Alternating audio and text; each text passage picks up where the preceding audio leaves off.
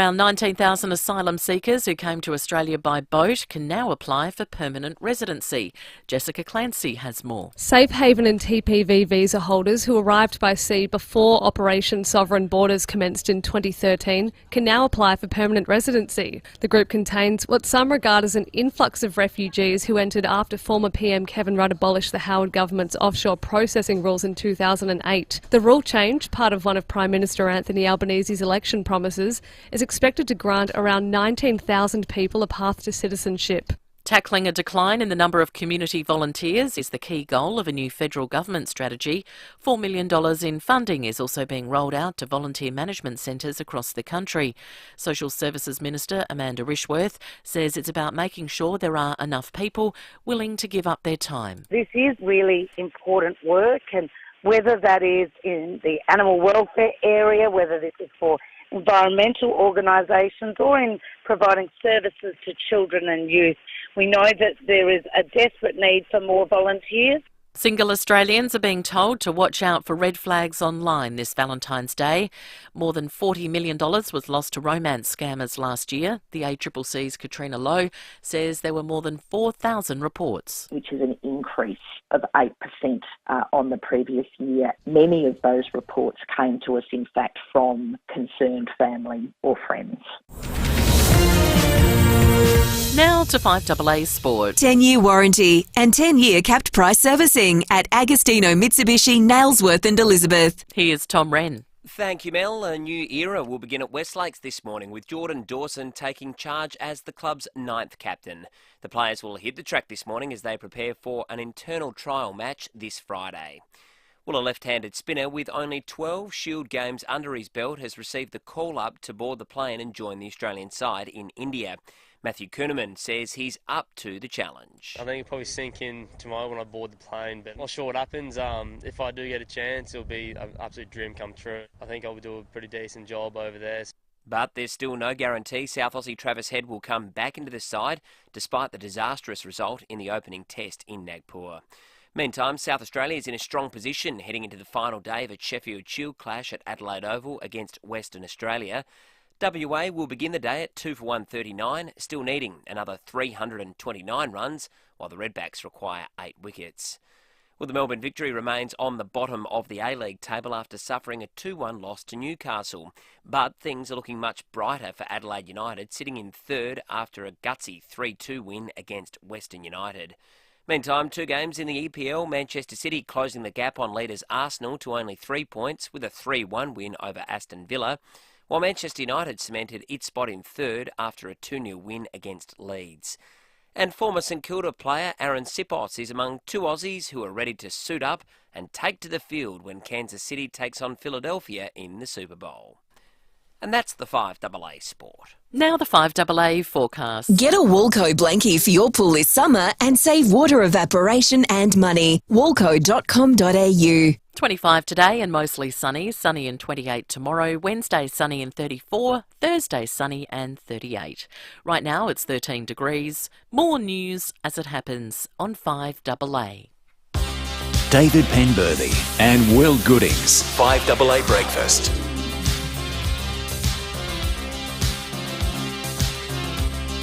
5 after 6, good morning to you. Welcome to Monday on FIVEAA Breakfast. Super Bowl Sunday in the US. We're off to the Super Bowl to chat with David Woiwod for 7 News. I guess when you become the 7 News US correspondent, this day is one of the big selling points. He's there tweeting out pictures of the experience. We'll get him to do a little bit of work at very least ahead of the Super Bowl that takes place at about 10 a.m. our time. Ross Wilson is going to be on the program after 7:30 today. The Police Minister, Joe Sokach, will join us. It is, of course, Monday morning, which means it is time to introduce continued Lucy's movie education. Luce will be on with the bowl of movie genres and categories of our choosing after 8 o'clock today. We'll learn more then. We'll also talk about this massive land release that was announced over the weekend by the state government. They're claiming it is the largest of its kind and will include some 23,700 extra homes north and south of Adelaide. David Penberthy, good morning to you. Good morning, Will. Good morning, listeners. That is a massive story. When I woke up and was reading the Sunday Mail yesterday, what it basically means is that South Australians are about to get, as Will just said, around about 24,000 new next-door neighbours out north, down south, Hackham and Sellex Beach. The thing that's interesting is you've got to put everybody somewhere. And we've discussed frequently on this program the tension between invent name of lobby group here, people of Belair against urban infill, people of Pennington against urban sprawl. How often do you see stories in the local messenger about a proposed 5-storey apartment block that's going to be casting shadows over 3 existing neighbours who are lucky enough to be on a quarter-acre block? And, it's all about getting the balance right, because we clearly don't want to end up like Sydney or Melbourne, where you've got sort of vast tenement-style housing, whole suburbs like in Chatswood and Sydney. Looks like a little bit of Singapore's popped up overnight there in the lower North Shore. But equally, I tend to agree with what the Premier said yesterday, that the term urban sprawl is like sort of regarded as totally undesirable. Well, what it does mean is that, and houses are nowhere near as big as they are now, but if you're a young family starting out with a couple of kids, do you want to live in the 3rd floor of some St Clair apartment complex? Or do you want to live at Seaford Rise or a new land release in Roseworthy, where you can have a basketball ring, you can have a patch of lawn with a 4-burner barbecue, you can put a hammock up, you can buy a whole stack of Mondo grass from Mitre 10 and do a bit of landscaping, have a little veggie patch, and I actually think that for that aspiration is a hugely important human one, because otherwise, big blocks are only going to be the reserve of very rich people. Well, I never understand the argument, because it seems to be made entirely by people that won't ever have to live there.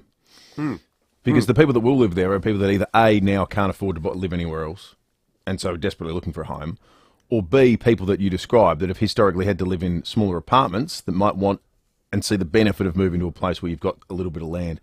So I never understand it. It seems to be one of those things that sometimes as a community we get all worried about, when we're worried on behalf of people that actually probably are quite excited about the opportunity. Yeah, the other thing that I thought was really interesting that the Premier started making the argument over the weekend was about population growth, saying that a lot of people, and I think a lot more people than would admit to it, when stories about growth come about, say, oh God, why? What are we doing?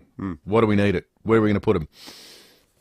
And he made the point that in the absence of young working people coming to South Australia, we have an unsustainable situation where you have an increasingly small number of working age people supporting an increasingly large number of people who are dependent on services, like healthcare and whatnot. And I'll tell you what, you might not like that, but that's just what it is. And if you think hospital rampings now, if you continue with a set of statistics like that, you won't be able to use public hospitals in 20 years' time, because they'll be just full of people who are old with no one to look after them. Exactly right. Can I tell you the story that I was utterly obsessed with over the weekend?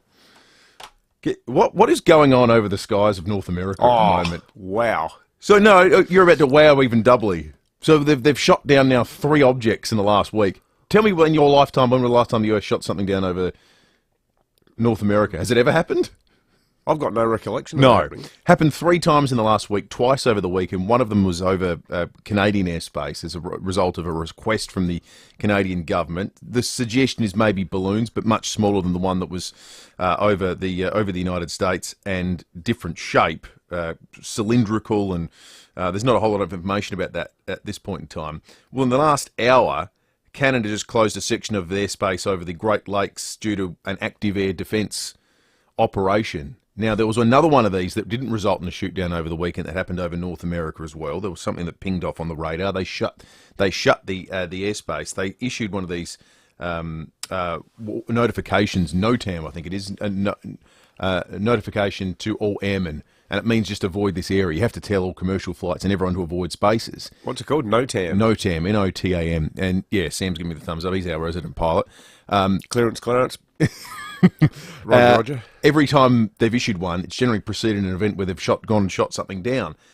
So that's happening as we speak. There's been 5 of these sorts of warnings issued in the last week, most of them in just the last couple of days. No one knows exactly what's going on. Obviously, there's rampant speculation now. What did the US find in the original balloon that went down? Are they hypersensitive to the sorts of intelligence gathering that was going on? Are we all just aware of it now and it's happening? It just seems extraordinary. I think the reaction from the US, and it's good having a country, led by a simpering left-wing hand-wringer in Justin Trudeau, who's also prepared to play hardball. Like when you've got a nation that under his leadership has become sort of even more synonymous with sitting out the tough stuff than ever before, seeing him go, no, stuff this for a joke, is giving China the comeuppance that they deserve. But yeah, so what? The cylinder, because the balloon was the size of a few, STA buses. Oh, bigger than that. It was 20 stories high. Was it that big? The payload it was carrying underneath it was about the size of a jumbo jet. It's extraordinary. These are much smaller. So this is like a sort of, post pack. Well, we don't know what it is. No one knows. No one's really talking about it. They don't really box that clever, China, do they? Well, they're pretty busted on all this stuff. Well, we don't know that. We have no confirmation that the latter two things are Chinese. Yeah, at this point in time. But if it were to be the case, you've got to ask a question about how long this has been going on. Is this a new development? Yeah, pretty crazy. Has it been happening here in Australia? Now, Will, I'm disappointed. For those of you watching on the Foodland live stream, you'll see that I've come in appropriately dressed for the NFL's big game-to-end games today, the Super Bowl. I mean, admittedly, I'm wearing a New Orleans Saints top. Not featuring. They're not in it, and indeed didn't even make the finals. Harking back to my honeymoon, when my ex-wife George and I got married in '94, it was freezing cold. We were in Boston and Pittsburgh. Don't know why we went to Pittsburgh on our honeymoon. You don't exactly think romance when you're in Pittsburgh. It was about -30, but I needed a beanie, and the only hats they had left were for the Houston Oilers. And I was walking around Pittsburgh. They're just obsessed with a huge football town. And I just bought a Houston Oilers beanie and was wearing it everywhere. And people were looking at me like I'd escaped from some sort of place where you screw the caps on toothpaste, like wearing a Woodville Woodpeckers scarf in Adelaide in 1969. I think that year the Oilers won, I think, 1 or 2 games in the entire season, and that's why you could buy Houston Oilers beanies everywhere. I should have worn my Houston Oilers beanie in. Are they even still in the competition? So the Houston Oilers have one of the many American teams that, because they can all move because they're just independent franchises owned by billionaires, sometimes the nickname doesn't make a whole lot of sense. So Houston, Texas, oil, fine. They then moved to Tennessee where there is no oil and competed as the Tennessee Oilers for a couple of years. Did they really? Before they became the Tennessee Titans. It's a bit like the Los Angeles... It might be worth a bit, that cap. I don't know. I'll put it on eBay. It's a bit like the Los Angeles Lakers who moved to LA where there are no lakes. Or what about the Utah Jazz? That's right. I don't think jazz is illegal in Utah. They outlawed music. Like most things. Yes. Who's your team? In the NFL? Oh, I don't follow it particularly closely. Indianapolis, if I had to pick one. Yeah. Yeah, I don't really follow it. The kids follow it.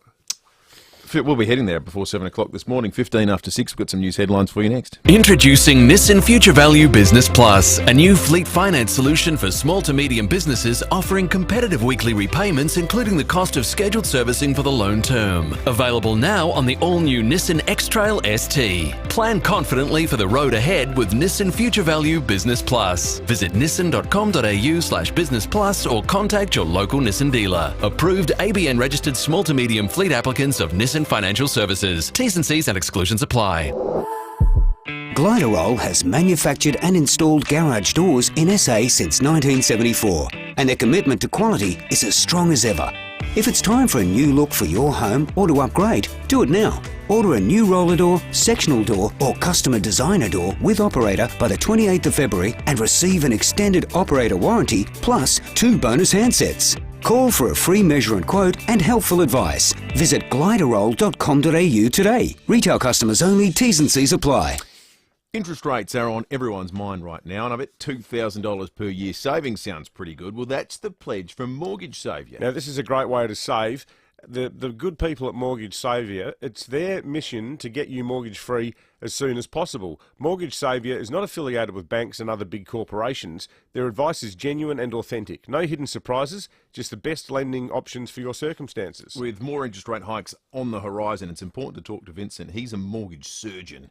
He'll take a look at your situation, make the cuts needed to save you at least $2,000 per year, guaranteed. And if he can't, he'll give you $500. That's just for talking to him. What about that? Find out what a Mortgage Saviour can do for you. Go to mortgagesaviour.com.au. T's and C's apply.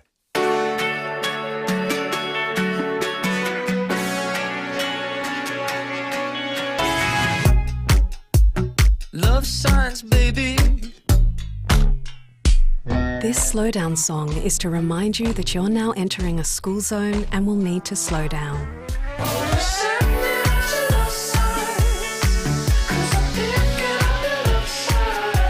A safety message from the Australian Road Safety Foundation and Amy. For more than 10 years, Brenton Raglas and Kate Collins have brought you all the big stories on 9 News. David Penberthy and Will Goodings. This is 5AA Breakfast. 18 minutes after 6. News headlines on this, the 13th of February, a Monday morning. Car wash has gone up in flames in Morphett Vale. The alarm was raised at the Ampol service station at Paneltinga Road just before 8 o'clock last night. The fire destroyed the structure, leaving a $250,000 damage bill. Everyone in the area evacuated safely. Investigations are underway. Today marks 15 years since the apology to the stolen generation. Former Prime Minister Kevin Rudd made the formal apology at Parliament House in 2008. Today we honour the Indigenous peoples of this land, the oldest continuing cultures in human history. We reflect on their past mistreatment. We reflect in particular on the mistreatment of those who were stolen generations. For the pain, suffering and hurt of these stolen generations, their descendants and for their families left behind, we say sorry. To the mothers and the fathers, the brothers and the sisters, for the breaking up of families and communities, we say sorry. That's a good speech Rudd gave, and I can't believe it's 15 years ago. I can't believe it took that long for Australia to get to sorting that out. It was very moving that day, seeing all the poor, particularly women in the chamber, had been taken away. And, you know, I know a lot of people guffaw about it and say, well, where's the evidence? Well, to borrow a line from Superbad, read a book. The number of Australians didn't know. I never knew you were a Superbad quote was coming in at the end of that. Why not? There's plenty of evidence. Irrefutable. There's a good book that was put out by Wakefield Press about 40 years ago called Survival in Our Land. If you've polluted your brain with too many Andrew Bolt columns, look it up. You can probably get it at the any local library. Survival in Our Own Land. It's a good read. You quoted Vogel just then, didn't you? I did. Unbelievable. The number of Australians falling prey to romance scammers is on the rise, with more than $142 million lost in 2021. National Australia Bank is warning that scammers are more active around Valentine's Day. NAB's security chief, Tessa Bowles, says they often pose as people looking for love online. Romance scammers often target people on dating apps, social media platforms and through text messages, looking to quickly gain their trust and then ask or persuade or pressure people to send money. It's evil, aren't they? It is. Really cruel. 21 after 6, Stephen and Mount Barker's called in. Morning to you, Stephen. Good morning, gentlemen. How are you? We're good, thanks, mate. The announcement yesterday about the new developments or the new land releases poses an interesting question. Like, as you know, I live in Mount Barker. Mount Barker is absolutely booming, and there was a big news article last week about Mount Barker. Let's throw your mind out to government responsible infrastructure like transport, public transport. Places like Virginia, for example, which has gone absolutely gangbusters over the last 10 years, Two Wells, for example, and the new Riverlea development out there off to the left-hand side of Port Wakefield Road. I don't know whether you've gone out there, but it's absolutely huge. The bus service that runs out there, Route 900, runs twice a day, the same as it's done for the last 43 years, since 1980. No effort whatsoever to improve public transport in these developing areas. Mount Barker's the same.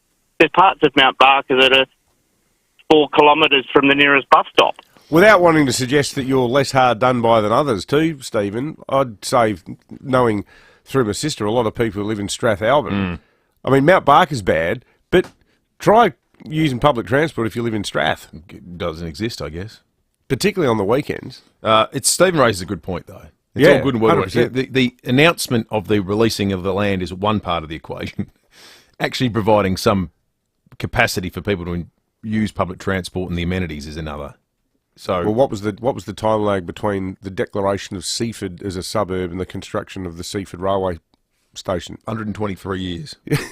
I think so. Felt like it. 13. And at least they've got a railway station. Better than some new sprawl suburbs. 13.6 degrees outside at the moment. Top of 25 today, mostly sunny day, really pleasant. So's the most of the rest of the week.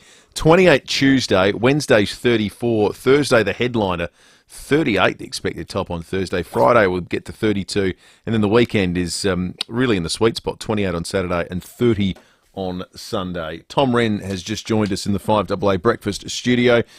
Thanks to 10-year warranty, 10-year cap price servicing in Agostino, Mitsubishi, Nailsworth and Elizabeth. Morning, Rennie. Morning, Will. Morning, David. Boys, we do our winners and losers for Monday. I'll start with the losers today. Australian selectors. That is surely that's the only one. I think it's the only one I've got written down. And the Aussies' performance as well. I mean, it was diabolical, wasn't it? They were embarrassed. If they had batted a third time, and we still wouldn't have got them. I'm not sure they would have made them bat again with the third innings. We were having dinner as a family at the Goodie Park, having a cannery on Saturday night. At one point, I popped into the lorry. I came out, we'd lost 2 wickets. Then I saw one of my mates of mine who I knew from school pick up. Went and spoke to him for about 3 minutes, came back, well, fifer. Like, it was literally, you'd look away and you'd lose 2 wickets. It was extraordinary. I watched that session, as you did too, David, and Alan Border, who's usually quite reserved with his commentary, he was scathing. And I wish Alan Border was in the rooms after the match to give the players a bit of a what for. He was absolutely livid with the listlessness of the performance. And what do you think Justin Langer would have said to him? He probably would have said too much and hurt their feelings. It was pretty bad. There wasn't much backbone in that innings. A lot of soft shots. So it seems that the informed reporting overnight suggesting we might be unchained. Well, beyond the return of Mitchell Starc, if Cam Green gets up. But in terms of, people that they didn't plan to have in the first 11, they might not make any changes. Which say it isn't so, Rennie. Well, this is the thing. So do the selectors now double down because they've kind of boxed themselves into a bit of a corner? It's pretty harsh on. So looking at it from the other perspective, if you're looking at it from Renshaw and Hanscom, if they're saying, well, they're the guys we think should be in the middle order. Well, they did so well the other day, of course, didn't they? This is the thing, but maybe they say, you know what, you can't just give them one match, so we'll have to give them another one. How stupid. It's wild. It's just beyond incompetence. I mean, there's also some talk that potentially Dave Warner maybe dropped and Trav Head could open for him, but you just don't know. The selectors at the moment, it's mind-boggling. I just don't know where they're at. Well, I saw that Mitchell Johnson suggested that, but he was shot down by someone. Oh, no, we wouldn't want to experiment with that. Why? What? Experiment with putting in an informed, talented batsman who, while he might have historically struggled with spin, David Warner's never scored a century in India or England. In what? How long's his career been now? 15 years? Yeah. He's never done it. Yeah. Has that bloke got negatives of one of the selectors interfering with a goat or something in his second draw down? Because I just can't understand how he's got this guaranteed spot on the side other than the happy geography of being a Sydney bloke. And look, he's had a fabulous career, but he looks a yard slow to me now. He looks like he's struggling. Isn't that fabulous a career overseas? He's had a great career in Australia where he can beat up crap sides from the West Indies and Pakistan. Yeah. He hasn't been particularly good against, he's never been any good overseas. Yeah, and this is the thing. So why is there one rule for him and one for Travis Head? I know.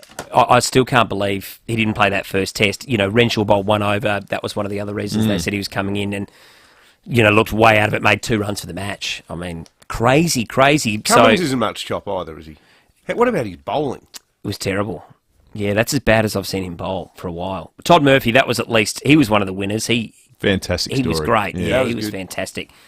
But you've got to say, you're right, David, it was horrific. It was awful watching. We've still got the shoebox of rage as well. We've got to send that off. Yeah. You might add to it before the end of the series. That's full. There's no point in sending it off before the end of the series, is there? Well, not if they're going to stick to their guns with the selection. Winners, I reckon you'll talk about this with Rowie, but I think the Crows have done it well with what they did with Rory Sloane stepping down for Jordan Dawson. I think it's the right call. Rory Sloane's done it well. Yep. Yep, no doubt. And Nat Fyfe similarly at Fremantle, but concentrate on getting back, knee reconstruction, put full energy into that and, allow Jordan Dawson to take charge. How many times have we seen late career guys relinquish the captaincy and get a second life? That's Scott right. Pendlebury's a great example of that, I think. Correct. In Jonathan recent times. Yeah, exactly right. So, Travis Boak. Yeah, I think it's a really good call. Adelaide United, great win, 2-0 down. They win 3-2. That was fantastic. Aussie women's cricketers, at least they're going well. They had a great first up win in the T20 World Cup against New Zealand. And the 36ers, Antonius Cleveland won the best and fairest, which was great. And Mike Mackay, bit of a throwback into the Hall of Fame, which was nice to see. Fantastic. Good on you, Rennie. Thanks, boys. Thanks, Tom. 10-year warranty, 10 years cap price servicing, Agostina Mitsubishi, Nailsworth and Elizabeth. Okay, you've found your ideal block of land. Perfect location, perfect lifestyle. Now, it's time to stroll through the urban at the Selector Homes Display Village. Intelligently designed for a narrow block, the urban is packed with space to suit a young family or your upcoming retirement. Contemporary facades, stone facing, stunning courtyard. You'll make the neighbours jealous. Visit the urban at the Selector Homes Display Village, Port Wakefield Road, Burton. Tooth and Toop's Bronte Manuel gives his prediction for the property market this year. While it's unlikely Adelaide property is going to experience the record growth rates of the past couple of years, it's certainly not all doom and gloom for sellers. With low stock levels and plenty of buyers still trying to secure their dream home, prices here should remain comparatively steady. And which suburbs are set to boom? Well, an old real estate trick is to buy next to the hot suburbs. Using that theory, I'd like to think there are great opportunities in suburbs like Marden, Kilkenny and Redwood Park. And how does the Adelaide property market measure up against the other states? In Melbourne and Sydney, home values have dropped significantly over the past 12 months, but Adelaide has defied that trend. If you'd like to find out if your home could be the next record breaker, go to toop.com.au to find out more. Some of the biggest supporters of local are older South Australians. And that's why the Support at Home Guide for SA is fantastic for connecting all kinds of local businesses with new patrons. Circulated to thousands of targeted people in Burnside, Holdfast Bay and Mitcham, this resource puts older people in touch with up-to-date information about support in their area. More and more people seek care at home as they get older, so if you're a provider in Burnside, Holdfast Bay or Mitcham, this guide is a superb way of reaching the right people. And the Support Your Local section of the guide is also the place to be if you're a local cafe, restaurant or retail store wanting to welcome some of the most loyal new customers around. To find out more about the Support at Home Guide for SA, call 1300 186 688 during business hours today. That number again is 1300 186 688. Now, this is important too. You mention FIVEAA and you'll get 50% off your first purchase. The Southern Volkswagen 22 plate clearance is on now. Incredible deals across the range and vehicles in stock ready for immediate delivery. Get in quick and don't miss the 22 plate clearance. Only at Southern Volkswagen. LVD 152780. 5AA Breakfast is streaming live right now. To watch, simply head online to 5AA Facebook or search 5AA on YouTube. This is Adelaide's 5AA. Mostly sunny and 25 today with the 6:30 news. I'm Mel Usher. You'll love it. Stunning new season outdoor furniture now in store at Vidula's Garden Centre Gawler, opposite the racecourse. A car wash has been destroyed in a $250,000 fire at Morphett Vale. Rachel Guy from the CFS says they were called to the rear of the Ampol on Panalatinga Road just before 8 last night. All staff and customers have evacuated safely and no injuries have been reported. Police attended overnight and investigations are continuing. More than 33,000 are now confirmed dead following the Turkey and Syria earthquakes. Brett McLeod is in southern Turkey and says there has been glimmers of hope amid the heartbreak. It's now almost a week since the earthquake struck this region, devastating entire communities. And yet incredible rescue stories continue. In the past 24 hours, a father and his 5-year-old daughter, a little girl, a 27-year-old man and a 7-month-old baby. This as the government launches investigation into building contractors and arrests several, some as they try to leave the country, as the blame game continues over who is at fault over so many shoddy buildings collapsing, claiming many thousands of lives. Thousands of refugees who arrived in Australia by boat will be able to stay here permanently as the federal government ends the use of temporary protection visas. 19,000 people who came here before Operation Sovereign Borders commenced in 2013 can apply for permanent residency. Indigenous communities will receive extra funding to improve water quality and make essential food products more affordable. Michael Packey has the story. The federal government says it's working on practical solutions to help Aboriginal communities in remote parts of the country. $1.2 billion was allocated in the most recent budget. Today, that amount will jump an extra $424 million. The new money will give more communities access to clean drinking water. There'll also be cash for health, housing and education initiatives. Labor and coalition governments have been criticised for not doing enough to improve the lives of Indigenous Australians since Closing the Gap was activated under the Rudd administration in 2007. The federal government is being urged to make an investment in science and technology a priority. Science and Technology Australia is proposing a new future fund to supercharge research and developments. Chief Executive Misha Schubert says we've seen over the course of the pandemic how crucial science is for our security and health. This is an opportunity in the first few years of a new government to think deeply about investing in major legacy items that can help to generate the next wave of Australian breakthroughs. Federal MPs will be given an opportunity to question Reserve Bank Governor Philip Lowe this week. The head of the RBA is due to appear before Senate estimates on Wednesday. The focus will be the impact on households of 9 consecutive rate rises and the prospect of 2 more to tackle high inflation. And it's Super Bowl Sunday in the US, the biggest day on the American sporting calendar. This year's halftime entertainment is Rihanna, and Chris Stapleton will sing the national anthem. Now turning to 5AA Sport. 10-year warranty and 10-year capped price servicing at Agostino Mitsubishi, Nailsworth and Elizabeth. And it's over to Tom Wren. Thank you, Mel. Let's start with cricket. Struggling opener Dave Warner could be dropped after Australia's horror loss in the first test against India. This reports South Aussie Travis Head is being considered as a replacement for Warner at the top of the order. Coach Andrew McDonald says nothing has been confirmed. We haven't discussed that at all. We've discussed the performance of the first test match. We haven't even got into a selection discussion. The benefit out of losing the game so quickly is we've got a little bit more think time. No, that hasn't been discussion at this stage. Meantime, South Australia is in a strong position heading into the final day of its Shield clash against WA, needing another 8 wickets while the Warriors still require 329 more runs to win. Well, former St Kilda player turned NFL punter Aaron Sipos is in line to make the ultimate comeback from injury in the Super Bowl for Philadelphia. He returned to practice last week after an extended stint on the sidelines with an ankle injury. The Eagles coach is still working through his potential return against the Kansas City Chiefs in this morning's Super Bowl. Sipos, though, says he's ready. I'm feeling pretty good right now and everything's going in the right direction. I'm going to enjoy this experience and when the time comes on Sunday, we'll be ready to go. In the NBL, the season's over for the Perth Wildcats after going down 91-78 against the Cairns Taipans. New Zealand, meantime, took care of Tasmania 88-68 to take a 1-0 lead in their best-of-3 series. And in the English Premier League, Manchester City is turning up the pressure on leaders Arsenal. A 3-1 win against Aston Villa, closing the gap to only 3 points, while Manchester United's great run of form has also continued after they secured a 2-0 away win against Leeds. And that's the 5AA Sport. Now the 5AA forecast. Get a Walco blankie for your pool this summer and save water evaporation and money. Walco.com.au. Mostly sunny today, 25, sunny and 28 tomorrow. Wednesday is sunny and 34. Right now it's 13 degrees. More news as it happens on 5AA. David Penberthy and Will Goodings. This is 5AA Breakfast.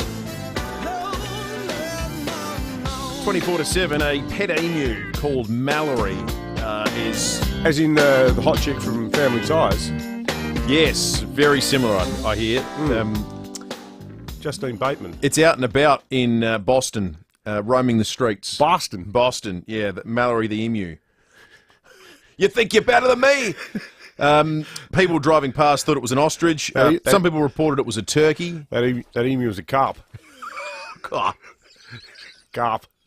Something there for fans of The Departed. Has Lucy seen The Departed? I don't know. It could be in the bowl. Here is some local news reports on Mallory, the escaped emu. Apparently, in Down Under, in Australia and New Zealand, they say emu. Okay, emu. But here in the U.S., all my life, I've said emu. Emu. They say emu. Emu. Like emo. Which sounds like, it's a slightly depressed alternative band emu. We don't say emu the way that guy was saying. We say emu. Yeah, but Not emu. But I guess that they were. As in, he was accentuating the final sound because it was O versus U. Emu and the horse you rode in on. What do they say? Emu. Emu. Yeah, they say emu. Surely they don't say that. They do. Yeah, absolutely they do. Go see the emus. Like herbs. This is pretty weird. What herbs should you put on an emu when you're grilling it? This happened in Melbourne over the weekend. Fascinating to people's thoughts on this, or if you've ever been to a concert or a show with similar restrictions, because I haven't been. A ban on phones and smartwatches has left fans of US comedian John Mulaney fuming. Queues stretched half a kilometre as fans waited to check in their devices before seeing the show at Margaret Court Arena. The delays causing some to miss the start. This is ridiculous. Like, everyone's an adult. They can take responsibility for themselves. It's just ludicrous. The rule caught many by surprise, with ticket holders only notified the day before the event. Yeah, this is totally bizarre. If you go to the Margaret Court Arena website and read about this event, the upcoming events, the schedule of things that are on at Margaret Court Arena, there's a little note underneath it that reads this. This event will be a phone-free experience. Use of phones, smartwatches and accessories will not be permitted in the performance space. Upon arrival at the venue, all phones, smartwatches and accessories will be secured in individual yonder pouches. These are the things that are currently at some schools in South Australia. They'll be opened at the end of the event. Anyone seen using a device during the performance will be escorted out of the venue by security. We appreciate your cooperation in creating a phone-free viewing experience. Now, I would presume that that's a byproduct of... that's what the performer wants, because I don't think that... Well, speaking of Lucy, you can go to Margaret Court Arena and watch the tennis, and there's no restrictions like that. So presumably John Mulaney has said that's the rule when it comes to my shows. Here's the thing that's really interesting. The note says, before you attend, please print your tickets and ensure you have a physical card for purchases. Now, in addition to the phones getting put away, that's the thing that would have killed thousands of people turning up to the show with who have come accustomed to using electronic tickets. Well, these days, like you go to the footy, a lot of people just assume that you'll have the QR code or you'll have the email with the PDF. Pretty rough telling people the day before. Like, if that's what he wants, that's what he wants. Well, are they? Qantas? The terms and conditions have changed. If it was Qantas, your yonder pouch would have landed in Singapore 4 hours later. Sorry. We'll get your phone to you shortly. And then footage would emerge of people throwing the yonder pouch around while you're in there watching the concert. Rob in Seaton, good morning. Good morning, fellas. On the emu and the emu, also, if I'm correct, the Americans don't say tuna, they say tuna. Yeah, tuna fish. Tuna fish. Yeah, you're right, Rob. You're right. All right. Good work, mate. Thank you, Rob. You say emu, I say emu. Either, neither, neither. Let's call the whole thing off. Andrew says they also pronounce human as human. I mean, we could have fun with American pronunciations all day. Let's get them to say aluminium. That's my favourite. Aluminum. Aluminum. How did George Bush Jr. pronounce nuclear again? Nuclear. Nuclear. Nuclear. That's what Australians do a lot of the time. Drives me No, you nuts. just say nuclear. Dan Quayle was a good one too. He was just stupid. It was his great thing when he was in Nicaragua. He said, whenever I'm in Latin America, I always regret the fact that I didn't study Latin at school. Vinny Vidi Vici.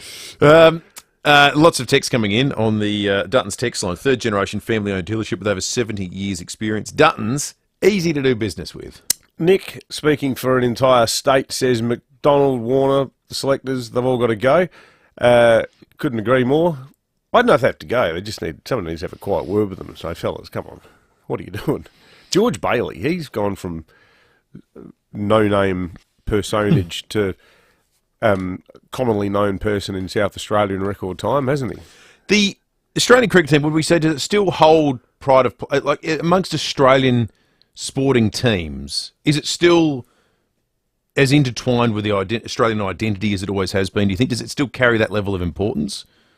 Because if it does, I've seen Jim Chalmers has extended an invitation to the big four banks to attend a parliamentary committee to talk about what they're doing with regard to interest rates and savings deposits. Where are you going with this? I would think it's appropriate that the selectors, that we have a special parliamentary committee where questions could be put up to the selectors. Like estimates. So, and on that committee, you have, I don't know, Simon Birmingham. Yeah. Or maybe Penny Wong. Maybe some good South Australian senators. Penny Wong are taking asking some questions. With that forensic gaze Imagine of hers. Penny.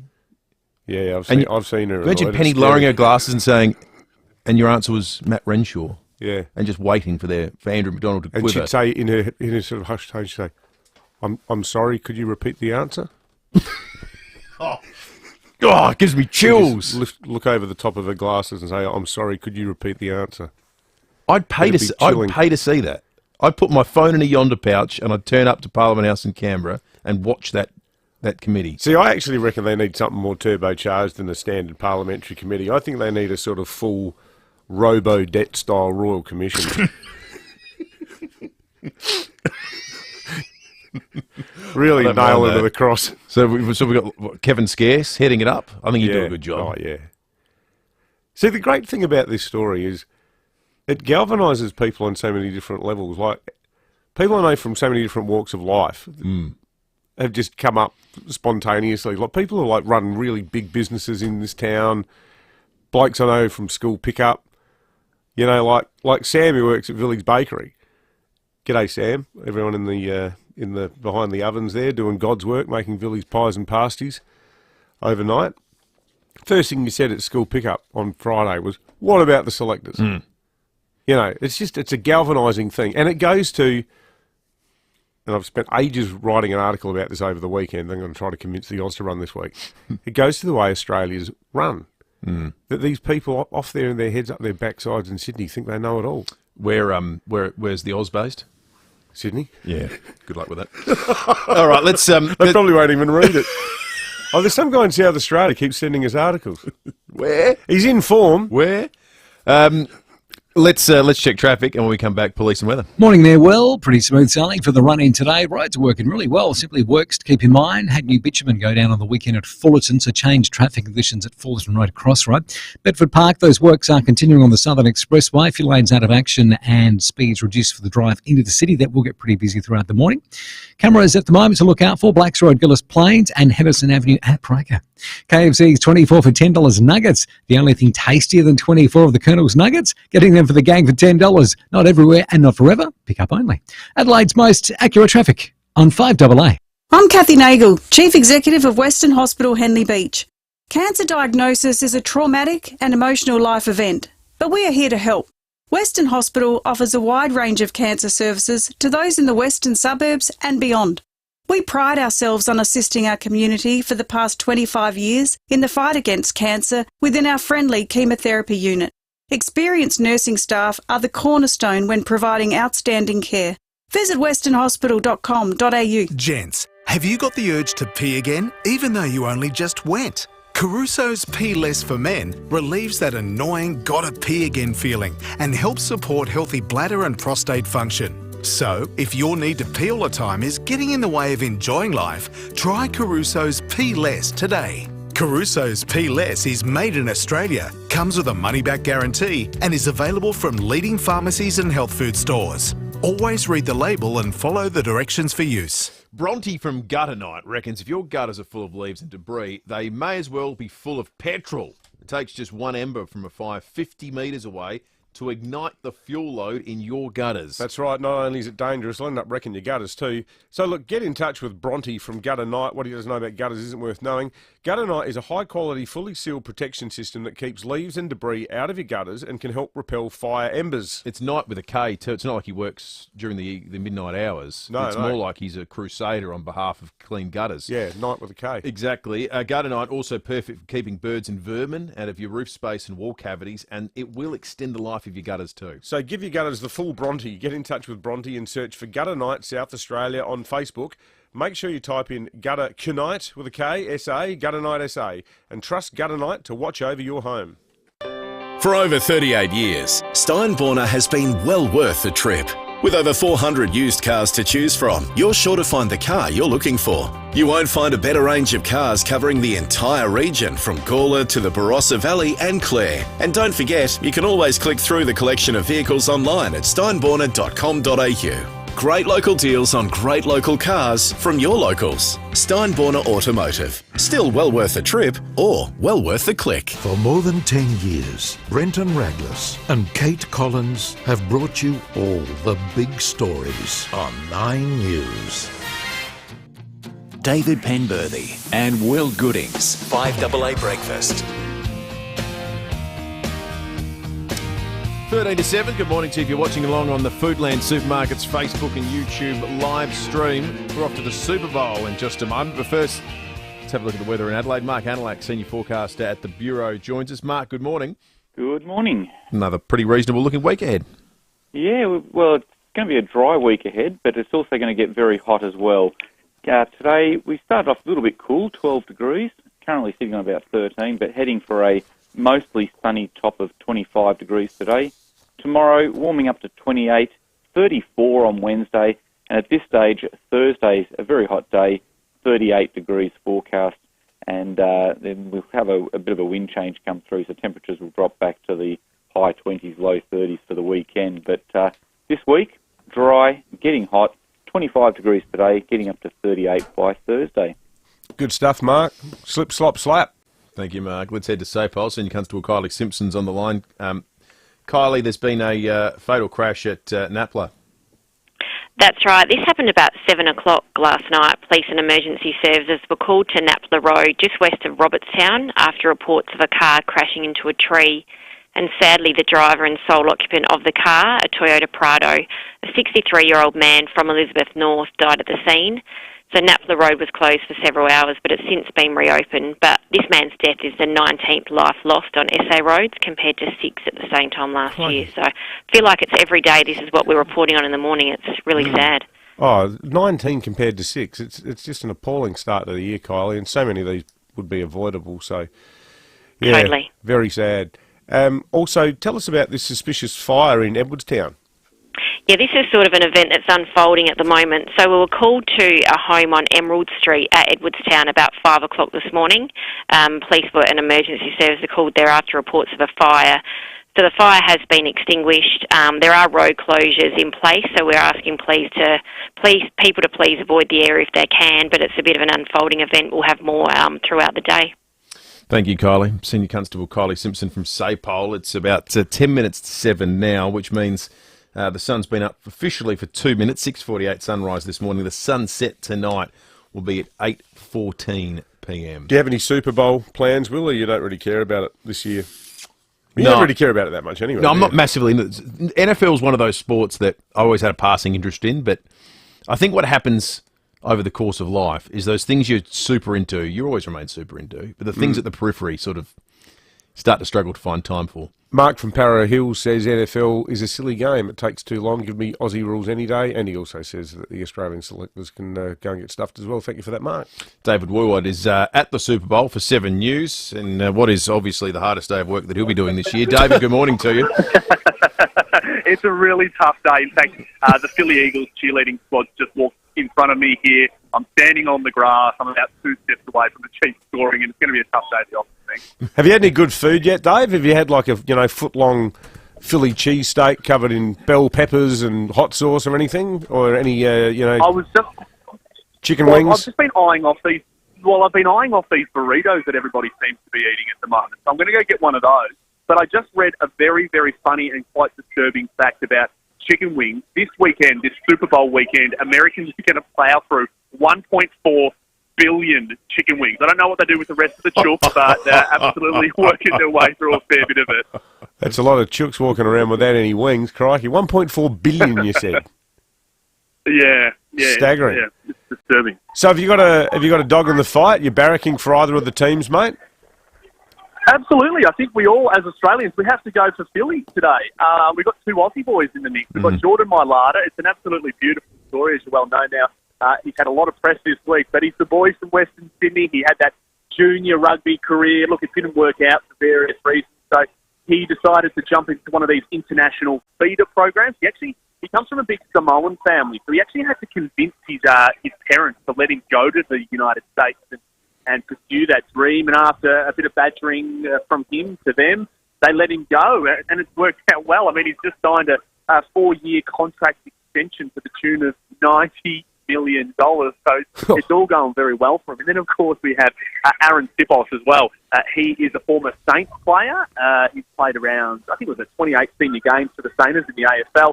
And then he's tried his hand over here as a punter. Now, he's under a little bit of an injury cloud during the week. He kept on declaring himself fit. And then yesterday afternoon, local time here, we got that news finally that he had been elevated off that injury list. So we've got the 2 Aussie boys. So I think it'd be un-Australian not to go for the Eagles today. And certainly that's where the big money is heading as well. David, I confess, I don't know what you call home or originally called home here in Australia, but doubtless you've either had experience with NRL Grand Finals or MCG AFL Grand Finals or perhaps even both. Is there anything that stands it apart and makes it feel uniquely American or different, or do these big events all have a sort of a similar feel to them? Well, yes, so the difference is I'm from Melbourne, so I've been to Grand Finals, very luckily, and I've also been to Anzac Days, probably more of them. And they're big days at the MCG where you're getting 110, 120 odd thousand people. So we're at State Farm Stadium in Glendale. It's a lot smaller. Its capacity is about 65,000 people. But, yeah, that unique American feeling is going to really be on show, I suppose, when we have that halftime show. These are iconic performances that really, it just lifts the roof off the place. And I was lucky enough to go to the Super Bowl a couple of years ago in Tampa. And it is incredible. And the way the Americans really put everything into these shows, it's a full performance. You can probably already hear a lot of sound checks and things going on behind me at the moment, but they are ready. They throw absolutely everything at this. Who's going to be the biggest act? It's Rihanna, because she hasn't played for about 7 years. She's one of the big names today, isn't she, Dave? Well, she is the big name, so she's the big headline. She's the headline act, it's Rihanna. But as you say, she hasn't done a live performance in, I think it's 4 years now. So I don't know how she'd be feeling right now in the green room. I reckon I'd be pretty nervous. She hasn't put out any new music in 2016 either. But she's a genuine superstar. She's got such a huge following, a huge crowd following. They love her over here, and everyone is really pumped. With her team, they have promised what will be a career-defining performance. We've heard that bandied around a little bit as well. So we'll have to wait and see. She's been promising, or she's been hinting at some special guests, whether that's Drake, I'm sure you guys are a big fan, or Jay-Z. We don't know. Nothing's confirmed. Again, we'll have to wait and see, but Rihanna is that headline act today. Well, David, have a good day, mate. Hopefully you get to enjoy it, and it isn't all hard work for you. It sounds like it's going to be one hell of an experience. David Woywhite at Super Bowl 57. You can watch it all unfold on 7, mate. It gets started about 10 a.m. this morning. The average ticket price to the Super Bowl, $10,000. Which is, mate, when you think 65,000 capacity in a country of nearly 300 million, we have 100,000 for an AFL Grand Final, a country of 26 million. Well, it's funny, one of the arguments in favour for keeping the Grand Final at the MCG in perpetuity, effectively, is the fact that you can only get, 65,000 at Perth. What is it, 55,000 here in Adelaide? Which is so stupid. It's 30,000 plus at the AFL are MCC members anyway. Yeah, it's not like it's exactly open to anyone. How many corporate Australian Boeings as well? A lot. One of the other big price tags on Super Bowl related activity is, of course, on the advertisements, which is always remarkable how suddenly it seems to be the one bunch of ads that American big name actors are happy to be a part of every year. Otherwise they do them in Japan or in Australia with betting companies and other way, but they don't like to be seen in America as being in advertisements diminishing their brand, except for the Super Bowl when money they spare absolutely no expense. Have a listen to this ad from T-Mobile featuring John Travolta with backing singers Donald Faison and Zach Braff from Scrubs. It all comes together in this ad from a mobile phone company. Home internet, what a pain in the... Hey, neighbor! Try T-Mobile, it sets up so fast. It's like Wi-Fi that runs on 5G. Home internet from T-Mobile? Wait till you see. Tell me more, tell me more. One cord's all that you need. Tell me more, tell me more. Don't you worry about speed. I don't know how much it costs to get John Travolta out of wherever he's been to reprise his role. It's not that memorable an ad, though, is it? Like, you think the amount of money that he would have been paid and the amount that the business would pay to have the ad featured during the Super Bowl. What is it, $7 million? Well, that's to get it played. What are you paying John Travolta to come and sing Tell Me More from Greece? The mind boggles. But is that... It's not exactly the high point of creativity, is it, that ad? Like, no one's going to be talking about that for generations to come. Yeah, this is the one that I'm sure you will like. This is the Breaking Bad ad that's similarly... Is this the popcorn one? To get Bryan Cranston, Aaron Paul and everyone back together to do this, I can't imagine what this would have cost. Yo, these are the bomb! And they're air popped, not fried. Popcorners! You're an artist! Actually, Jesse, it's just basic ingredients. No, we don't eat our own supply. Mr. White! Jesse. Everyone's gonna want to taste. And I know just the guy to talk to. What are these? We call them popcorners. Say their name. Popcorners! Take! Yeah! How much of this stuff do you have? Also featuring Tuco Salamanca from Breaking Bad fame. It just staggers me that all these guys will come back and do their most popular roles for the Super Bowl. But that tight bit, that's what he says in the first season of Breaking Bad when he tastes the crystal meth that Walter White's made for the first interesting time. The popcorn company wants that association, isn't it?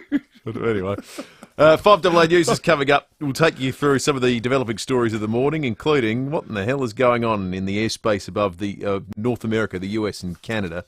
Some developments this morning coming up. Want to know the secret to feeling happy at home? It's having neighbours you love knowing, spaces you like going, enjoying peaceful gardens where someone else does the mowing. At Lend-Lease Retirement Living, we have 4 villages across South Australia, so you can embrace a life of delight. Join us for a tour and discover the joy of retirement in a community that cares. Call 1-800-550-550 or search Lend-Lease Retirement Living. Ranella Mazda 2022 plate clearance is on now. Incredible deals across the entire range and vehicles in stock ready for immediate delivery. Get in quick and don't miss the 2022 plate clearance. Only at Ranella Mazda. LBD 322736.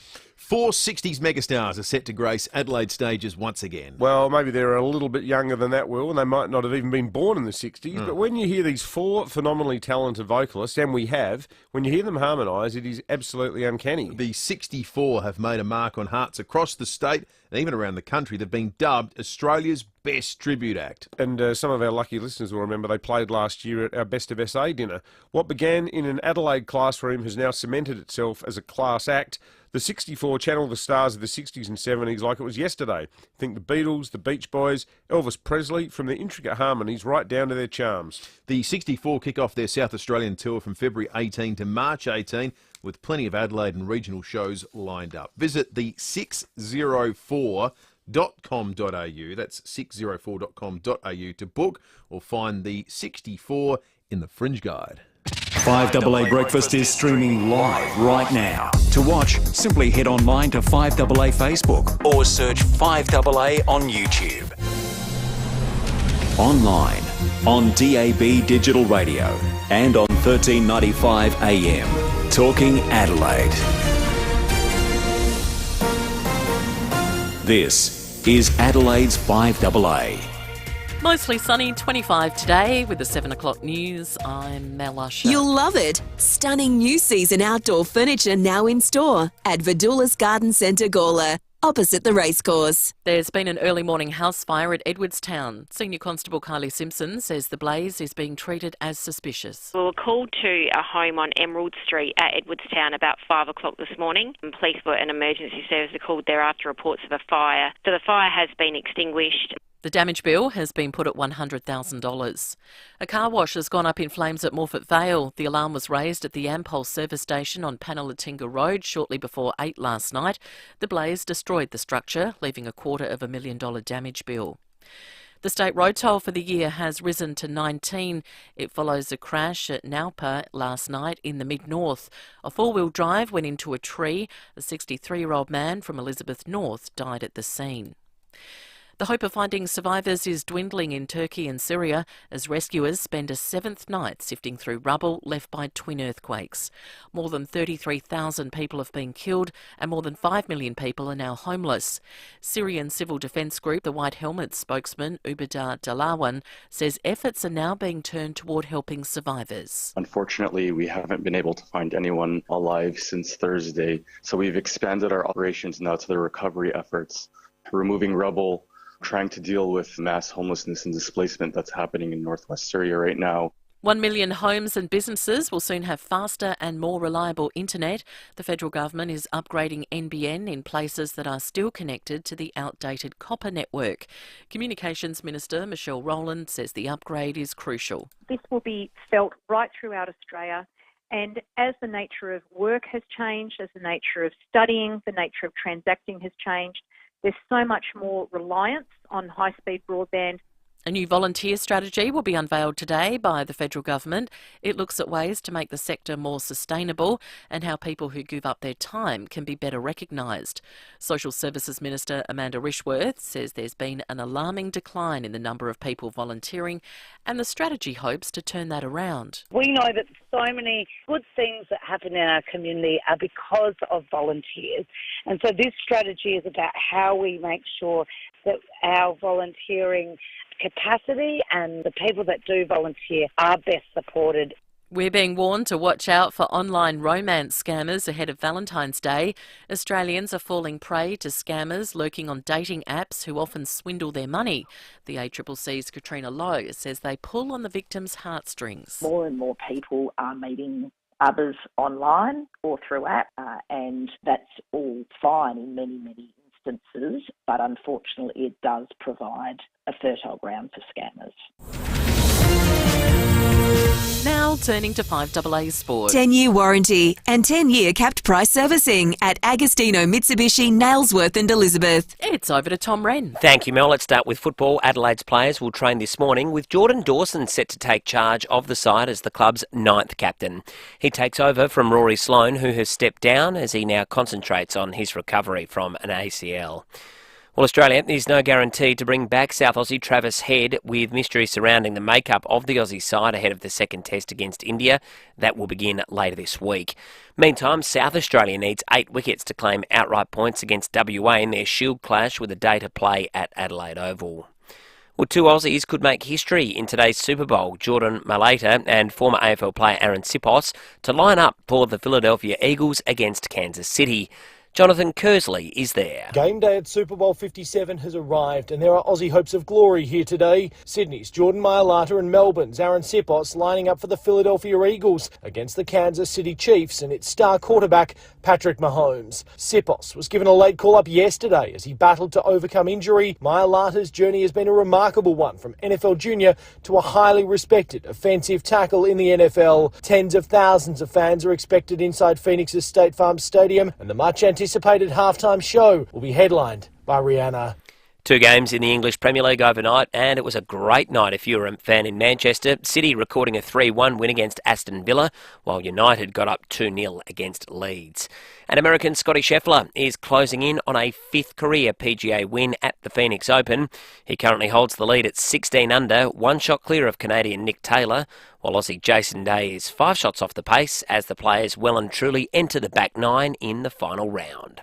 And that's the 5AA Sport. Now checking 5AA traffic. Pretty smooth, sunny. If you're up early about to head to work today, simply some roadworks to keep in mind. You'll find them at Modbury. Got a lane closed there, Smart Road near Haverley Avenue.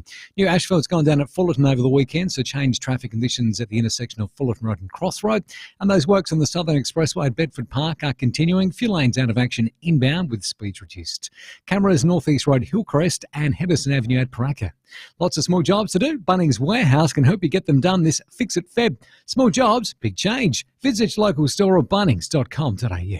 Adelaide's most accurate traffic on 5AA. Now the 5AA forecast. Get a Woolco blankie for your pool this summer and save water evaporation and money. Woolco.com.au. Mostly sunny, 25 today, sunny and 28 tomorrow, then sunny and up to 34 on Wednesday. Right now it's 12 degrees. More news as it happens on 5AA. David Penberthy and Will Goodings, 5AA Breakfast.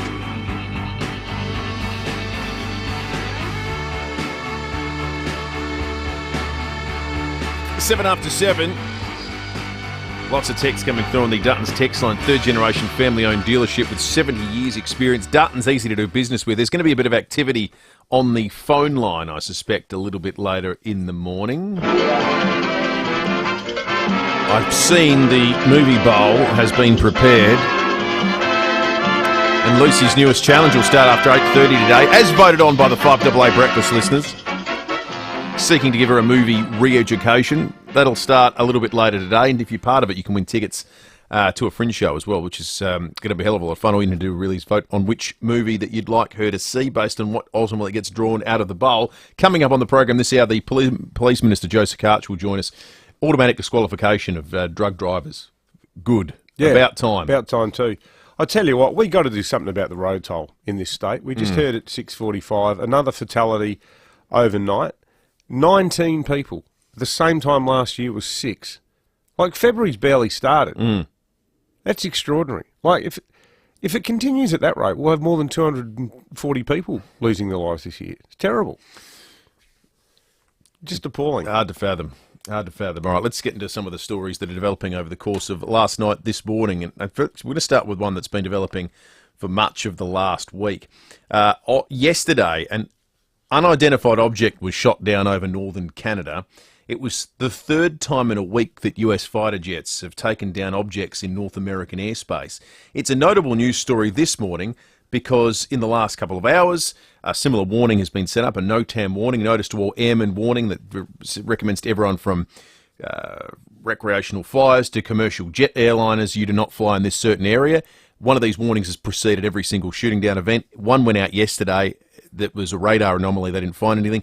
Today, the same thing has happened, and over the Great Lakes, Lake Huron, actually in Michigan, and the local representative, Congresswoman Alyssa Slotkin, has just tweeted in the last 15 minutes, just got a call from the Department of Defense. Our military has an extremely close eye on the object above Lake Huron. We'll know more about it, what this was in the coming days, but for now, be assured that all parties have been laser focused on it from the moment it traversed our waters. So there has been 3 things shot down, at least 5 incidents in just the past 7 days of objects that have been monitored, resulted in jets being scrambled in the United States, no fly zones issued, and as I say, 3 of them have been shot down. Beijing hasn't said anything over the weekend about the Canadian. Well, there's been they haven't been linked. No, nothing. The balloon. So nothing. There's nothing to prove that the big balloon China. was China. These are much smaller. Cylindrical has been the suggested shape, and no suggestion that there's any link to China at this point in time. Albeit it's a pretty reasonable sort of leap to take based on the big balloon. Extraordinary. Just totally bizarre situation. And that one's very live. If there's any development on that front, you'll hear it here on 5AA Breakfast. In Syria, the World Health Organization has spoken from Damascus. This is now we've had so much coverage about what's happened in Turkey since the earthquake, but Syria is now very much in focus. The World Health Organization has launched an appeal for $43 billion to support them in providing aid to both Syria and Turkey. We need to take the response to the next level to reach all affected populations in all areas. We welcome the easing of sanctions by the United States of America. We welcome the recent blanket approval by the government of the Syrian Arab Republic for the UN for cross-line convoys, as well as measures to increase cross-border access. We hope this continues. I'm waiting to move across lines to the northwest, where we have been told the impact is even worse. Earlier this afternoon, I met with His Excellency President Assad, who indicated he was open to considering additional cross-border access points for this emergency. Once again, WHO is committed to supporting the Syrian people now and in the days, weeks, months, and years ahead to respond to this disaster and to build a stronger health system for all Syrians. It's very much a tale of two countries at the moment. Syria is still in the recovery stage. Turkey's reaching the recrimination stage. 113 arrest warrants have been issued in connection with the construction of buildings that did collapse. There have already been 12 people taken into custody, including building contractors. This had apparently been an ongoing conversation in Turkey for years, that there was corruption and that there was government policies that allowed things like amnesties for contractors who didn't quite manage to finagle the building regulations. There was a view there that this industry needed to be supported. It led to a construction boom, and what they didn't, and much more of this will come out, pay heed to, was that a lot of this was in earthquake-prone area. And that's why, perhaps, we saw footage of the likes of which we've never seen before, where on one iPhone you can have people taking a picture of one building collapsing and then scanning over to another. Some of those buildings, and the pace at which they were collapsing beggared belief. So the fact that they are rounding up these building contractors isn't surprising at all. But the one advantage Turkey does seem to have, though, is at least it's a country that operates under the rule of law. Like that northern part of Syria has basically been a war zone for the better part of a decade. And there's no sort of clear picture as to the extent of the damage there still, almost a week on. The Australian wine industry export market is worth just under $2 billion. It's about $1.94 billion. It's a significant one. It's had to adjust as a result of tariffs that were imposed by the Chinese government. When we deigned to ask the question, I wonder where COVID came from. It suffered, but the market adjusted, and now we've seen significant growth in sales to the United States. That's a good news story, but it comes with a big change for the Australian export market. Shiraz is no longer our top export wine variety. What do you think is? Shiraz isn't. Shiraz has been knocked off its perch. Well, is that because the Chinese, who had such a huge appetite for those massive Barossa Reds, seems that way, are no longer able to get it, so it's not being exported? Okay, so I'm going to guess that it's a white wine. Am I right or wrong? You are correct. Okay, I'm going to guess that our biggest white wine export overall now, is it Chardonnay? It is Chardonnay. Yeah, Chardonnay is now the biggest wine exported out of Australia. Go on the Crows. But it'd be plonky cask Chardonnay probably. It'd be your yellowtails and stuff like that. Like I don't think there's, no one. There's been a 50-fold increase in Adelaide Hill Chardonnay exports, has there? I don't know. But there's changing export markets, changing palates. So it's now Chardonnay that has dethroned Shiraz as our biggest export wine variety. We're going to check traffic and come back with some more in just a moment for you. Thanks, Will. She's looking pretty good for the driving today. No great hassles. Few roadworks to keep in mind. You'll find some upgraded works at Fullerton with new bitumen that's gone down over the weekend, Fullerton Road, Cross Road. Bedford Park, those works are continuing on the Southern Expressway. 2 lanes closed inbound and getting busy at the moment, South Road at Karata Park. Cameras, Lyons Road, Holden Hill and Whites Road at Paralawi. Hungry? Head to a Porto for the Bondi Burger Box. Double Bondi Burger, 2 crispy chicken strips, snack chips, drink and dipping sauce, just $16.95 at a Porto. Adelaide's most accurate traffic on 5AA. 5AA Mornings with Matthew Pantelis. Now, yesterday morning, I had a chat with a lady who called in. We were talking yesterday about fake meat. Have you tried the vegan burgers? No, I haven't. Well, you need to, because they are just amazing. So I told Alison I would. Weekday mornings from 9. I'm eating it thinking, well, what am I eating? What is this thing? Would I have another?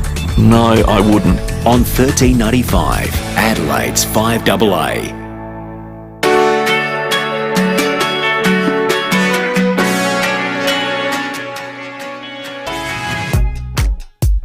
Love signs, baby. This slowdown song is to remind you that you're now entering a school zone and will need to slow down.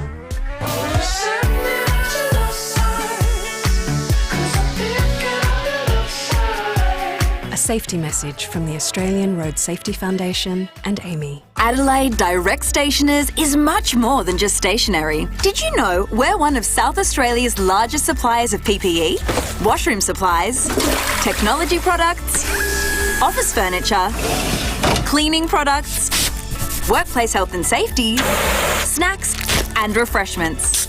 Adelaide Direct Stationers. Get free next day delivery with orders over $50 or same day 2-hour express delivery. Order at adelaidedirectstationers.com.au. Let's just say you've signed a building contract, work is underway on your dream home, everyone's excited, and then one day, crunch, your builder hits rock while digging your footings. And so does your bank account. What happens next? Well, most builders, they'll send you a nice letter and then they'll bump up their price with a variation. But not Rossdale Homes. Now, when you sign their absolute fixed price contract, there are no hidden costs or nasty surprises. The price is fixed, and that's why it's the industry's strongest contract. So before you build, talk to Adelaide's most trusted builder, Rossdale Homes, because trust is a must. Bob Burns Blinds is feeling moreish. For a limited time only, the more curtains and blinds you buy, the more discount you receive at Bob Burns Blinds. The more, the merrier. With quick installation, high quality materials, an extensive product range, and first-rate service, now's the time to create those stunning indoor and outdoor living spaces that you've always wanted. Buy more, save more. Book your free measure and quote today at bobburnsblinds.com.au. Conditions apply. For more than 10 years, Brenton Raglas and Kate Collins have brought you all the big stories on 9 News. David Penberthy and Will Goodings. This is 5AA Breakfast. 80 minutes after 7. This is the single biggest land release in the history of our state. That's the Premier speaking over the weekend, announcing 23,700 extra homes as part of the land release that would see parcels available, 10,000 of them at Dry Creek and Concordia, 2,000 homes at Hackham, 1,700 at Sellex Beach. If you're in any of these areas, any of these communities, and this is your next door neighbours, your future next door neighbours, we'd love to hear from you this morning about how you feel about these developments on 8223 0000. Now, the thing that really interests me is I've blown up the maps of where these places, where these houses are going to go. And at the moment, there doesn't appear to be any very reliable detail in the images that have been issued by the state government. One here, I'll hold it up for the benefit of the Foodland livestream. Dry Creek, 10,000 homes. So that's right next to Cavan, Mawson Lakes and Greenfields. Then down south, you have Hackham, 2,000 homes. That looks like the stretch of fairly open land along Old South Road, round sort of Huntfield Heights, that if you keep following South Road down to where it sort of turns off past the southern exit of the expressway, so where Huntfield Heights stretches towards Seaford Meadows, so there's a fair bit of empty land there. Then an area I'm not quite as familiar with. Oh no, yes I am, I've been up there.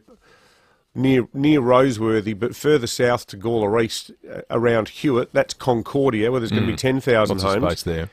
And then I reckon this is one that a lot of people who move down to Sellex for the quiet life, to get away from it all, even though half of Sellex already looks like Delphin Island. Like the bit south of the the headland there, where you drive onto the beach, that whole area looks so unlike a beach shack area already. But for sleepy little Selex, which currently doesn't even have a shop, like they're in the process of fixing up the post office there that also had the excellent little takeaway and general store next to it. All that's being redone. What's Selex going to look like when you throw 1,700 extra people into it? It's probably going to end up with its own food land. 1,700 extra homes. Well, homes, yeah, So totally. just looking at the which census, is what, probably 5,000, 6,000 people? First one I could find was the 2016 census, and I can't imagine Selex has changed. I mean, it's probably changed a little bit in the last 6 years. 2,616 people as of 2016. So its population could triple. Yeah. It's probably more than that now. I'll have a look for some more updated data. What do people think? And the people here, the people who live at Huntfield Heights, the people who live at Greenfields and Cavan, the people who live at Hewitt and Gawler East, how do you feel about this? Because my view is people have to go somewhere. I mean, I always sort of balk a bit at some of the older shack types down in Aldinga who go, it was better 20 years ago before we had that big on the run. And I was like, well, you don't own this place. You know, the fact that you like living in the scrub at Aldinga, that's all well and good. But other people have to live somewhere, you know, permanently, not just for you know, a few weekends every couple of months. You know, suburbs grow, and 2,705 as of 2021. So it didn't change a whole lot in those 5 years in between. But the next decade could see, you know, almost as many houses as there are new houses as there are currently individual people that live in Selex. What were some of the other areas? Because while I've got this open here, what else is getting inundated with people? Well, Hackham's getting an extra 2,000 homes. I don't know if you'd be able to get a specific population for the suburb of Hackham. Hackham's 2,000. The biggest north, though, Gawler. What do people in Gawler think about this? What's the traffic like in Gawler at the moment? Yeah. It's easy to get past Gawler.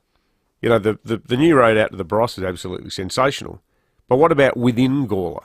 How's it working, traffic-wise? How's it working in terms of getting a spot with a GP or getting your kid into a local school? So at Hackham, as of 2021, 4,491 people, 1,970 private dwellings. So how many dwellings are they? 2,000. So it's going to be doubled in the suburb. Will be literally doubled in size. Yeah. Let us know if you're in these areas. We'd love to hear from you this morning. How you feeling about it? If you're pensive, excited, whatever the emotion might well be. 8223 text us on the Dutton's text line. Let's talk sport because it's a big day ahead and a big weekend that's just behind us. Stephen Rowe joins us from the FIVEAA Sports Show. Morning to you, Rowie. Gemma, Will, good morning. Well, thank goodness for our women's cricket team. Probably going to win their third T20 in a row because our men, oh, goodness, did they stink it up, lost by an innings and 132 runs. I feel like saying sucked in because they dropped Travis Head, but that'd be un-Australian, but that's how I feel. What about you guys? I mean, honestly.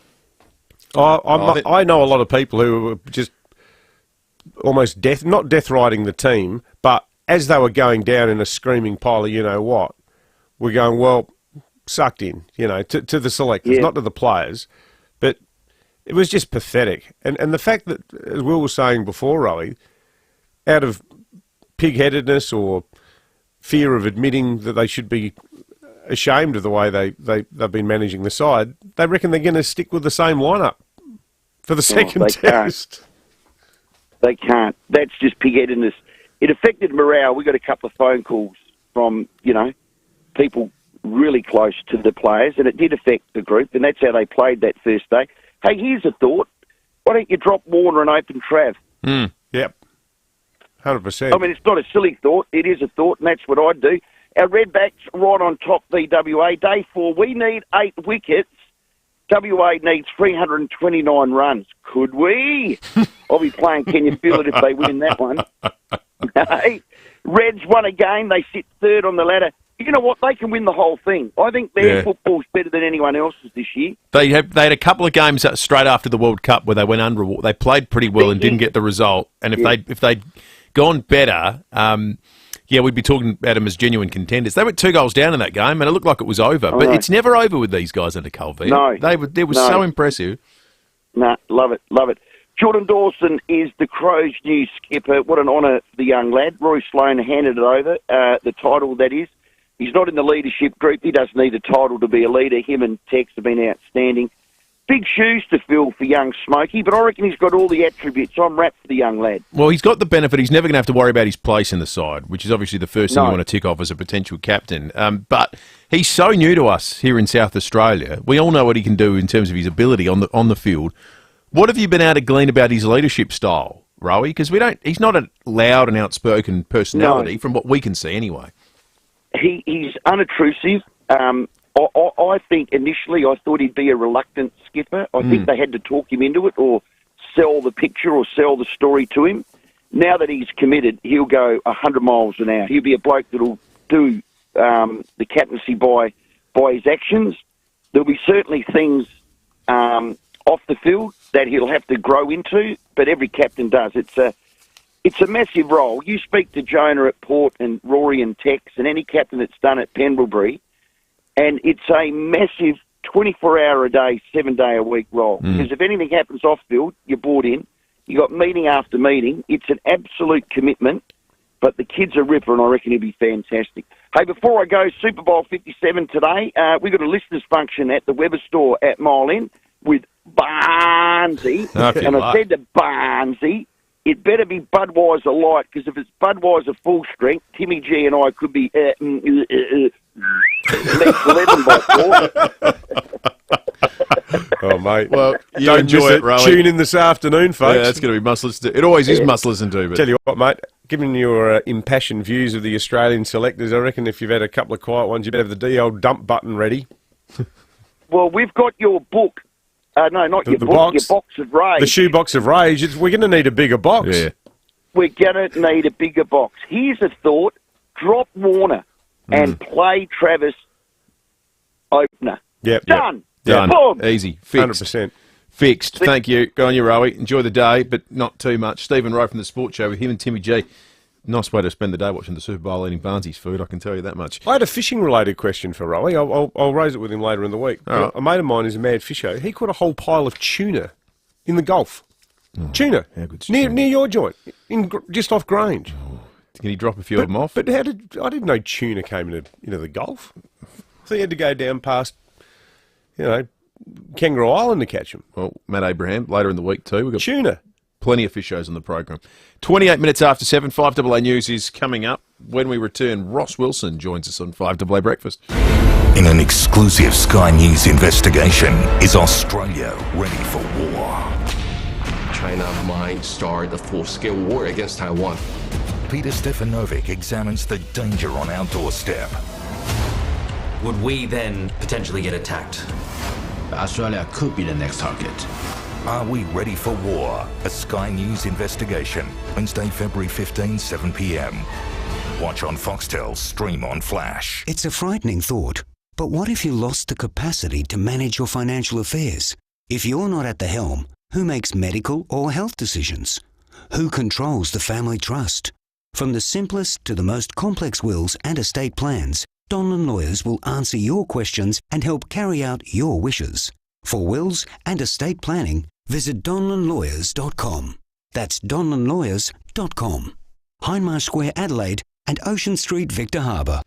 Want to know the secret to feeling happy at home? Well, it's having neighbours you love knowing, spaces you like going, and enjoying peaceful gardens where someone else does the mowing. Lendlease Retirement Living have 4 villages across South Australia where you can embrace all of this. Join Lendlease for a tour and discover the joy of retirement in a community that cares. Call 1-800-550-550 or search Lendlease Retirement Living and start enjoying a life of delight today. The Southgate GWM and Haval 22 plate clearance is on now. Incredible deals across the range and vehicles in stock ready for immediate delivery. Be quick, don't miss the 22 plate clearance. Only at Southgate GWM, Main South Road, Brunella. LVD 152780. Have you got your ticket in the Hospital Research Foundation Home Lottery? You could win the $3.5 million grand prize in Henley Beach that comes with $250,000 in cash. You'll feel like you're on a holiday all year round in the luxurious Scott Salisbury home. Don't miss your chance to live mortgage-free by the beach. Join the fight. To see full lottery details and get your tickets, visit homelottery.com.au. Licence M14311. 5AA Breakfast is streaming live right now. To watch, simply head online to 5AA Facebook or search 5AA on YouTube. This is Adelaide's 5AA.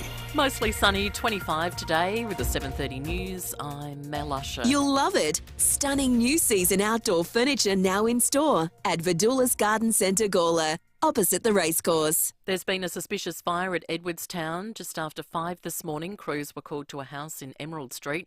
Nicole Ely from the MFS says it took them 10 minutes to extinguish the flames. On arrival, MFS crews found one room fully involved in fire and heavy smoke logging throughout the property, with damage estimated at $100,000.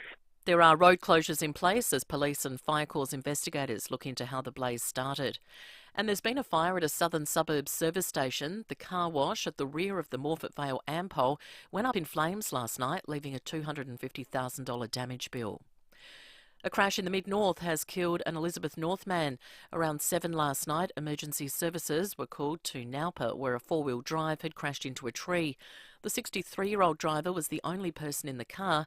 His death is the 19th on the state's roads this year, compared with 6 at the same time last year.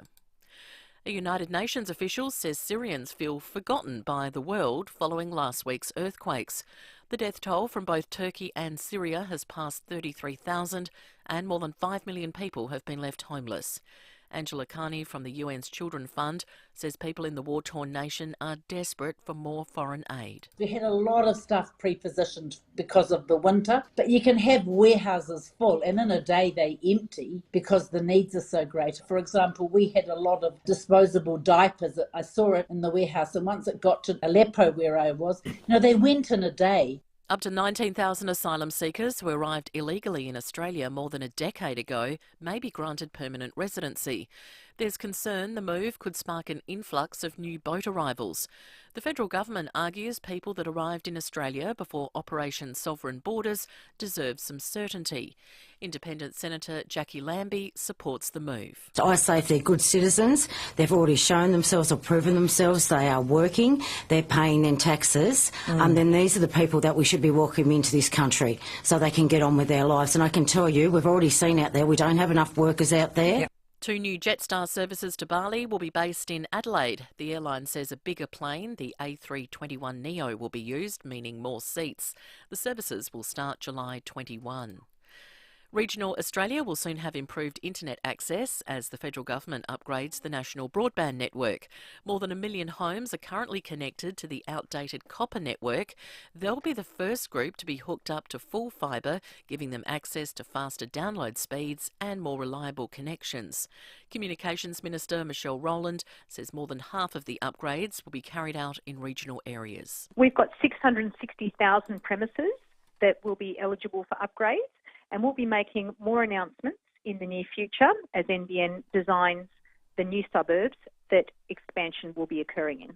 And James Cameron was the king of the box office over the weekend. Both Avatar 2 and the re-release of Titanic doing big business. Titanic returned to the big screen in 4K 3D to mark its 25th anniversary. Now turning to 5AA Sport. 10-year warranty and 10-year capped price servicing at Agostino Mitsubishi, Nailsworth and Elizabeth. What's happening in the world of cricket, Tom Wren? Well, Mel, Australian coach Andrew McDonald will be back in the game plan, or he's going to back it in when they take on India. Desperate, and despite an innings loss in the first test, left-arm spinner Matt Kuhneman has been flown over and is a chance to play in Friday's second test in Delhi. McDonald says while there'll be changes with Mitch Starc and Cameron Green returning, they'll be sticking to their plans. Feel as though your preparation was good and the way that you want to go about was good, you recommit to that. If you shift and try to change too much, I think that's when you get lost as a touring team. And we see teams come to Australia and do the same. We need to be committed to what we want to achieve. Will there be changes? Potentially. We've got Green and Starc coming back on the selection table. Meantime, South Australia's a big chance to claim outright points against Western Australia on the final day of its Shield clash at Adelaide Oval. The Warriors will start the day at 2 for 139, still needing a further 329 runs to win, while the Redbacks need 8 wickets. To soccer, 2 games in the A-League yesterday with Newcastle 2-1 winners against the Melbourne Victory, while Macarthur FC also had a 2-1 win against Wellington. In overseas action, Manchester City's heaping the pressure on leaders Arsenal in the English Premier League after a convincing 3-1 win. City cementing its authority to take all 3 points. And Chambers taking matter into his own hands. Communication didn't appear to be great, and they are punished for it. Haaland sets up Ilkay Gundogan.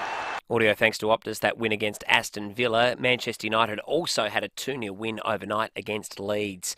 And Super Bowl 57 will begin later this morning our time, with the Philadelphia Eagles slight favourites to beat the Kansas City Chiefs. And that's the 5AA Sport. I'm going for Kansas. What about you? Kansas. I'll go the Aussie connection. I'll go the Eagles. Okay. Now checking 5AA traffic. Good morning. Pretty smooth running today. No great hassles. However, keep in mind, got a swagger work happening at Bedford Park on the Southern Expressway at the moment. A few lanes closed and speeds are reduced. New asphalt went down on the weekend at Fullerton. That's for the intersection of Fullerton Road at Crossroads, so changed traffic conditions there. And look out for cameras this morning. President Avenue, Andrews Farm, and Whites Road at Paralawi. Harris Scarves Red Hot 4-day sale ends tomorrow with 50% off cookware, quilts and dinner sets, 40% off selected bras and more. Great brands, great prices. Adelaide's most accurate traffic on 5AA. Now the 5AA forecast. Get a Woolco blankie for your pool this summer and save water evaporation and money. Woolco.com.au. A mostly sunny Monday on the way, 25, sunny and 28 tomorrow. Wednesday, sunny 34, then up to 38 on Thursday. Right now it's 14 degrees. More news as it happens on 5AA. David Penberthy and Will Goodings. This is 5AA Breakfast. 23 minutes to 8, some breaking news out of the United States. We mentioned at 7 o'clock that there was a 5th object that was being tracked by the US Air Force over North America, this time over Lake Huron. Well, CNN, NBC, ABC and all the major networks now reporting that the US military has shot down another high-altitude object. It is the Lake Huron one that was being covered. It is now the 3rd day in a row that an object was shot down. And if you weren't paying attention out of the weekend, none of these 3 are the original Chinese spy balloon. That was a week ago. They're not even necessarily balloons, are they? Don't know what they are. There's no more information about it than that. There's 3 objects now. Don't know who they belong to. That hasn't been... I mean, the speculation is China and balloons, but maybe it's not. They've moved from balloons to piñatas. Maybe the reality is there's a whole bunch of stuff that was floating around above the US. Maybe this is what they just put up with for a lot of years. Maybe this is why Peter Van had to close. It's actually secretly moved to Beijing. Or their ordnance. Yeah, that's right. Maybe when they closed Peter Van, they just opened the roof. That's just been going everywhere. A giant alfoil donkey covered in gaily coloured raffia has been seen above Alaska. We started the show this morning saying, I asked you the question, when was the last time, do you ever remember in your lifetime anything being shot down by American fighter jets above the United States? You said no. We're now up to 3 in 3 days. It's remarkable. Incredible story. 8223 is the number. You can text us to on the Dutton's text line, 0480081395. I've got a good text here. Tuna. Dave, you can indeed find tuna in our local Gulf. In fact, it's not a new phenomenon. Back in the 60s, I believe, before my time, there were reports of people catching tuna off the end of the Outer Harbour breakwater. So it's not a new thing, but it's the return of an old thing. Thank you for that. Apparently Channel 7 did a report on it last night. Michael Smith texted in saying that local fishers were surprised and delighted to see these huge schools of tuna turning up in our metropolitan waters. 8223 is the open line number. There's a few calls coming through. One is at Littlehampton, where we find Emma. Morning to you, Emma. Morning, guys. How are you? Good, thank you, Emma. Good. Pembo, just again on your question about the tuna, I was listening to Ned McHenry's fishing show Friday night with Rowie, and they were saying the tuna is everywhere. Wow. Where you would never imagine, even off Glenelg, literally everywhere at the moment. So you got to listen to Ned McHenry's fishing show on a Friday night. I'm missing a trick there, Emma. Thank you for that. Great advice. Thank you, Emma. Frida has called in. Morning to you, Frida. Good morning. How are you? Good, thanks, Frida. You're talking about Concordia and what its effect on Gawler. Well, we just live just out of Gawler, and our base is Gawler.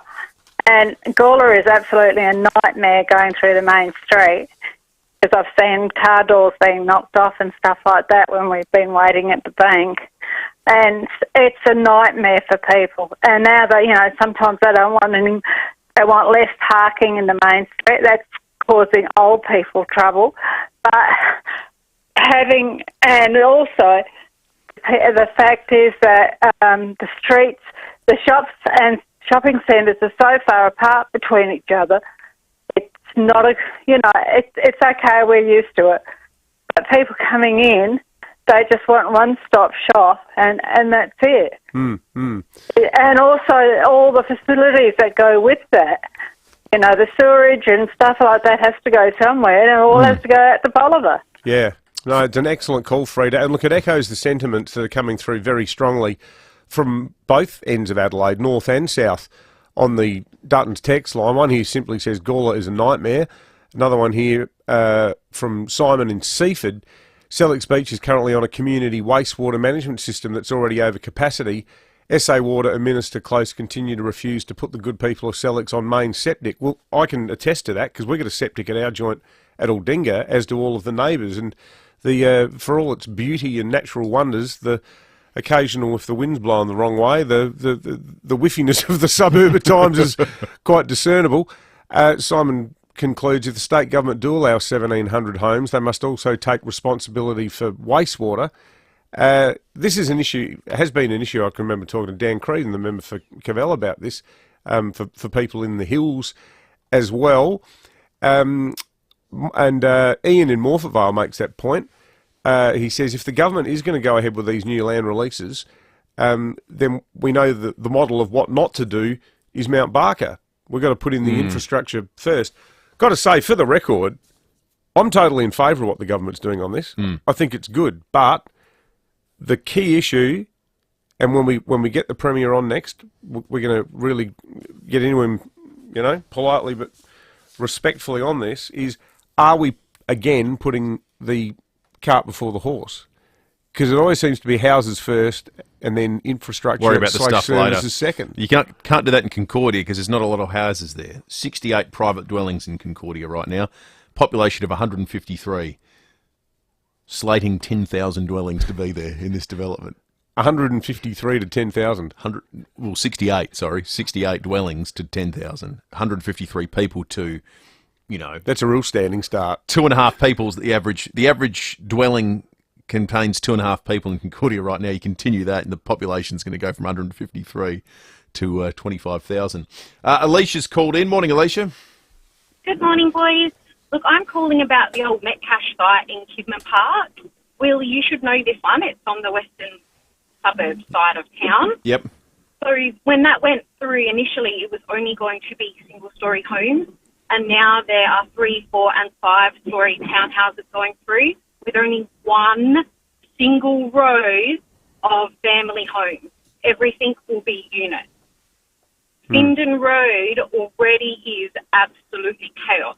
We live on Findon Road. There is also Nazareth Building, their senior school campus, and the old Lockleys Westpac branch will also be becoming housing as well. There is no infrastructure there. Yeah, it's a great point. whatsoever. I drove past there just the other day, Alicia. That development off Findon Road is going to be absolutely massive. And you're right. It is huge. Findon Road is not absolutely massive. No, it is not. It's a single lane road. It's single lane, all the way exactly. down. Yeah, that is an excellent point. See, I reckon too. It is not safe. I reckon part of the problem you've got, Alicia, and part of the challenge we've got as a state is that all of the people who make these decisions make them in a, and this isn't a criticism of them, but they make them in a sort of super informed national and international sense because, like having spent as long as I did in Sydney, the idea that if you said to somebody who lives in a suburb such as, like, say, Burwood, which is pretty much halfway between Sydney CBD and Parramatta, just off Parramatta Road, like that was a big focus for a lot of the urban infill in the 1990s. Now, the people in South Australia who make the planning decisions would say, listen, Adelaide, calm down. What we are proposing with these new developments, like, you know, all the Finland stuff that Alicia just mentioned, is nothing compared to what is now accepted as the norm in Sydney and Melbourne, and certainly internationally. But the point is, Alicia, she's not a Sydney resident. She doesn't care what it's like in Sydney. So people who live in South Australia, their only frame of reference is Adelaide. So the big challenge when we're talking about making the city bigger is how do you convince people that we should take more people and allow more houses, because people feel really sort of almost like it's proprietorial in their own mind. It's like, hang on, we like it the way it is. We don't want to even be 10% more like Sydney. The flip side to all this, though, is what's the number one issue, particularly for less affluent people? The number one issue in South Australia over the last 12 months, not enough houses. Housing affordability. You can't rent anywhere. There's no rent, yep. So if half of these places end up being bought by people who currently have got enough set aside for an affordable $300,000 house, $400,000 house, and even if the other half get bought by cashed up people as investment properties and become rental homes, then that is a big relief for a lot of people who are currently really feeling the squeeze. Well, whenever this comes up, we'll get to Wayne in a moment, who wants to talk population growth as well on the Dutton's text lines. We'll get texts from people saying, how do we solve a ramping crisis with more people? I actually think, and I think Peter Malinowskis would agree on this point, I actually think this is how you do it. And the reason that is if you bring in people and grow the population amongst those that have jobs and are young, those people they go to hospital less often and they pay taxes more often. And you've got to throw money at this sort of a problem. Now, it doesn't get better by changing the equation. We have fewer working people and more people who are retired or reliant on healthcare services, which is that's the trajectory we're currently on. And I think that's counterintuitive for a lot of people who reflexively say, well, more people means more pressure on the health system. Depends on the people. And sometimes more, in fact, in all those instances, more people will mean more financing for the health system as well. Wayne in Evanston's called in. Morning, Wayne. G'day. It's population growth is a very, very emotive thing here in Adelaide. Now, the only way I can see to do it is extend the railway line to Kadina, Clare and Kapunda, and then let those places take all the urban growth they like. Why is that better, Wayne? Well, because it's not actually in Adelaide. They're dormitory towns or suburbs, and they can grow the city. I don't know about that. What do you think the people of Clare would say about that solution? Well, we've got our very own representative from Clare sitting here in the producer's studio, and Lucy's giving it a thumbs down, Wayne. People of Clare against urban sprawl has just been formed. I don't mind Wayne's idea in principle. While we're talking about this, we could build train lines to Perth, and they could go there. That's right. The Premier's people have been listening to our show, as they always do, and they make this point, and it's an important one, that in the statement issued yesterday by the Treasurer, Stephen Mulligan, and Nick Champion, who's also the Minister for Housing and Urban Development, they're saying this: as part of yesterday's announcement, we also announced we're establishing the Infrastructure Planning and Development Unit, which will coordinate infrastructure, including the provision of basic utilities such as water, sewage and electricity, as well as public infrastructure, including roads, schools, etc. Well, that's good.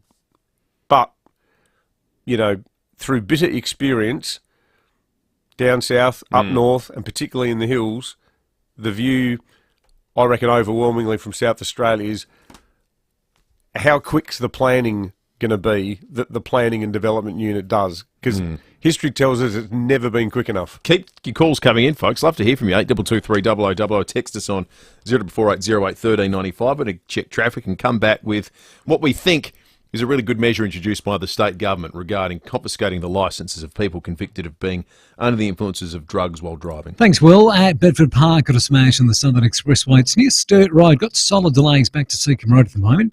Changed traffic conditions at Fullerton. New asphalt went down over the weekend, so seeing a few delays at the intersection of Fullerton Road and Cross Road. Speeds reduced for works at Woodville Road near Kemp Street. Busy at the moment, South Road at Karata Park, with the camera Fairfax Road at Ingle Farm. Get out and live your own way with 3.5-tonne towing in the Isuzu D-Max. Visit your local Isuzu Ute dealer today to discover the range. Adelaide's most accurate traffic on 5AA. Mum, Dad, Hey, honey. I've met someone. Oh my God, is he a doctor? A lawyer? Is he a surgeon? He's a concreter. From Adelaide Exposed Concrete. But why? Didn't you say so? At Adelaide Exposed Concrete, we're committed to the highest standards of service, design and workmanship. Finally, we've got a concreter in the family. Adelaide Exposed Concrete. Best on ground, all year round. Need a forklift? Don't just get a forklift, get a Toyota forklift. Toyota is the world's #1 forklift brand with a great range of pallet jacks, walkie stackers and reach forklifts right up to their leading Toyota counterbalance forklifts. Legendary reliability and safety with cleaner, greener electric options, Toyota can tailor the right forklift solution for you. It's all part of the Toyota Forklift Advantage. For more, visit toyotamaterialhandling.com.au. Get a Toyota forklift. G'day, it's Eddie May from NRG Solar. More and more South Australians are taking control of their energy bills with solar and battery storage. In fact, Australians are taking up battery storage in record numbers because they're sick of rising power bills and being locked into a system where someone else calls the shots. The other huge bonus of going with NRG Solar and battery storage is that you'll be protected from blackouts with an uninterrupted power supply. Take control. Visit nrgsolar.com.au. Don't just send it. Chris from ASIC Couriers is with us. Chris, you need more drivers. Absolutely, Rowie. We need more drivers to maintain our highest standard of perfect service. And due to new contracts starting, we need drivers urgently. So if you qualify and join our team now, we'll give you $1,500. Wow! $1,500? Yep, if you have a driver's licence, you're already qualified. So get in touch with us. Visit asiccouriers.com.au. Conditions apply. 5AA Breakfast is streaming live right now. To watch, simply head online to 5AA Facebook or search 5AA on YouTube. David Penberthy and Will Goodings, 5AA Breakfast.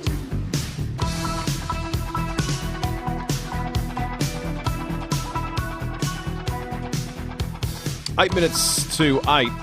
Remarking on it right throughout the morning. In fact, starting with our cross with SAPOL just before 7 o'clock today about the extraordinary number of deaths we've already had on our roads this year. 19 to 6, I think the year-on-year comparison is at the moment. It's just absolutely staggering. Good to hear, though, out of the weekend, the state government introducing a road safety measure that would involve the confiscation of licences for people who have been caught driving whilst under the influence of drugs. The Police Minister joins us now on 5AA Breakfast. So how will it work and who will it affect, Minister? Morning, Will. This will affect anyone who tests positive on a roadside drug analysis. People are very familiar with that system already. It's been largely in place since 2006. So if you test positive to a THC, MDMA or methamphetamine on a roadside analysis, then you'll lose your licence immediately for 6 months. And it's a tough penalty, and it's one that is not without consideration, but for my mind, when I learned of the stats that 1 in 5, 20% of all road fatalities have a driver who tests positive or has THC, MDMA or methamphetamine in their blood, I think it's just one of those suite of measures that the government needs to put in place to ensure that every possible thing is being done to dissuade people from making those really stupid decisions on our roads. I've spoken about this with you before, where so much of the trauma that we see on our roads can be eliminated when people make better decisions. And it might be a whole suite of decisions, or it could just be that one dumb or silly or regretful decision that's made. And this is a reform, regulations that were passed last year and some funding that we put in as a new government in the mid-year budget review that I hope and I trust will lead to safer roads. How concerned are you, Minister, about the road toll? The start to the year, we've just heard from our friends at SAPOL this morning, yet another fatality. There were several last week, 19 lives lost, and what's the date today? February the 13th. 6 at the same time last year. There's a lot of people out there who aren't getting the message on several fronts, aren't there?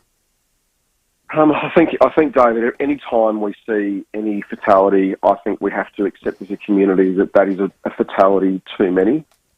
And it's not just the fatalities and those deaths on our roads, but it's the hundreds and hundreds every year who are seriously injured because of a road collision or road accident that live with the lifelong consequences. I'm really troubled by it. I'm really shocked by it, and I hope that people in the community are shocked into action. There are things that people can do before they even turn the key on in the ignition to make sure they give themselves a better chance to get home safe. As I've said around this today, of course, it's drug driving, but things like seatbelts, things like speeding, things like distracted driving all have a massive contributing factor to death and trauma on our roads. And I'm not willing to accept that people haven't heard the message. I know they've heard the message because from as young as school age right through into retirement, they're being told and know entirely well the consequences. But we have to commit ourselves, everybody, government, individuals, civil society, have to commit ourselves to a strategy and a view that every fatality on our roads is one too many. Good stuff. Joe Sockarch, the State Minister for Police. And we had a question. We're coming up against the 8 o'clock news and got John Blake, but one of our listeners rang in, speaking for everyone, I think. What do we do about the people who do lose their licence but still keep driving anyway? Yeah. Excellent point, and that's where the courts come in and the penalties come in. A lot of people might be raising an eyebrow at this comparison of this year to last, being 2022, leading up to the state election. You might recall we're still coming out of lockdown, fewer people on the road, and 2022 was significantly down road toll-wise, and I suspect that's part of it. But you compare this year to even the years that preceded it, and it's up almost, it's up 200%. So 5 year-to-date 2022, 2021 had 9 at this point, 2020 had 10.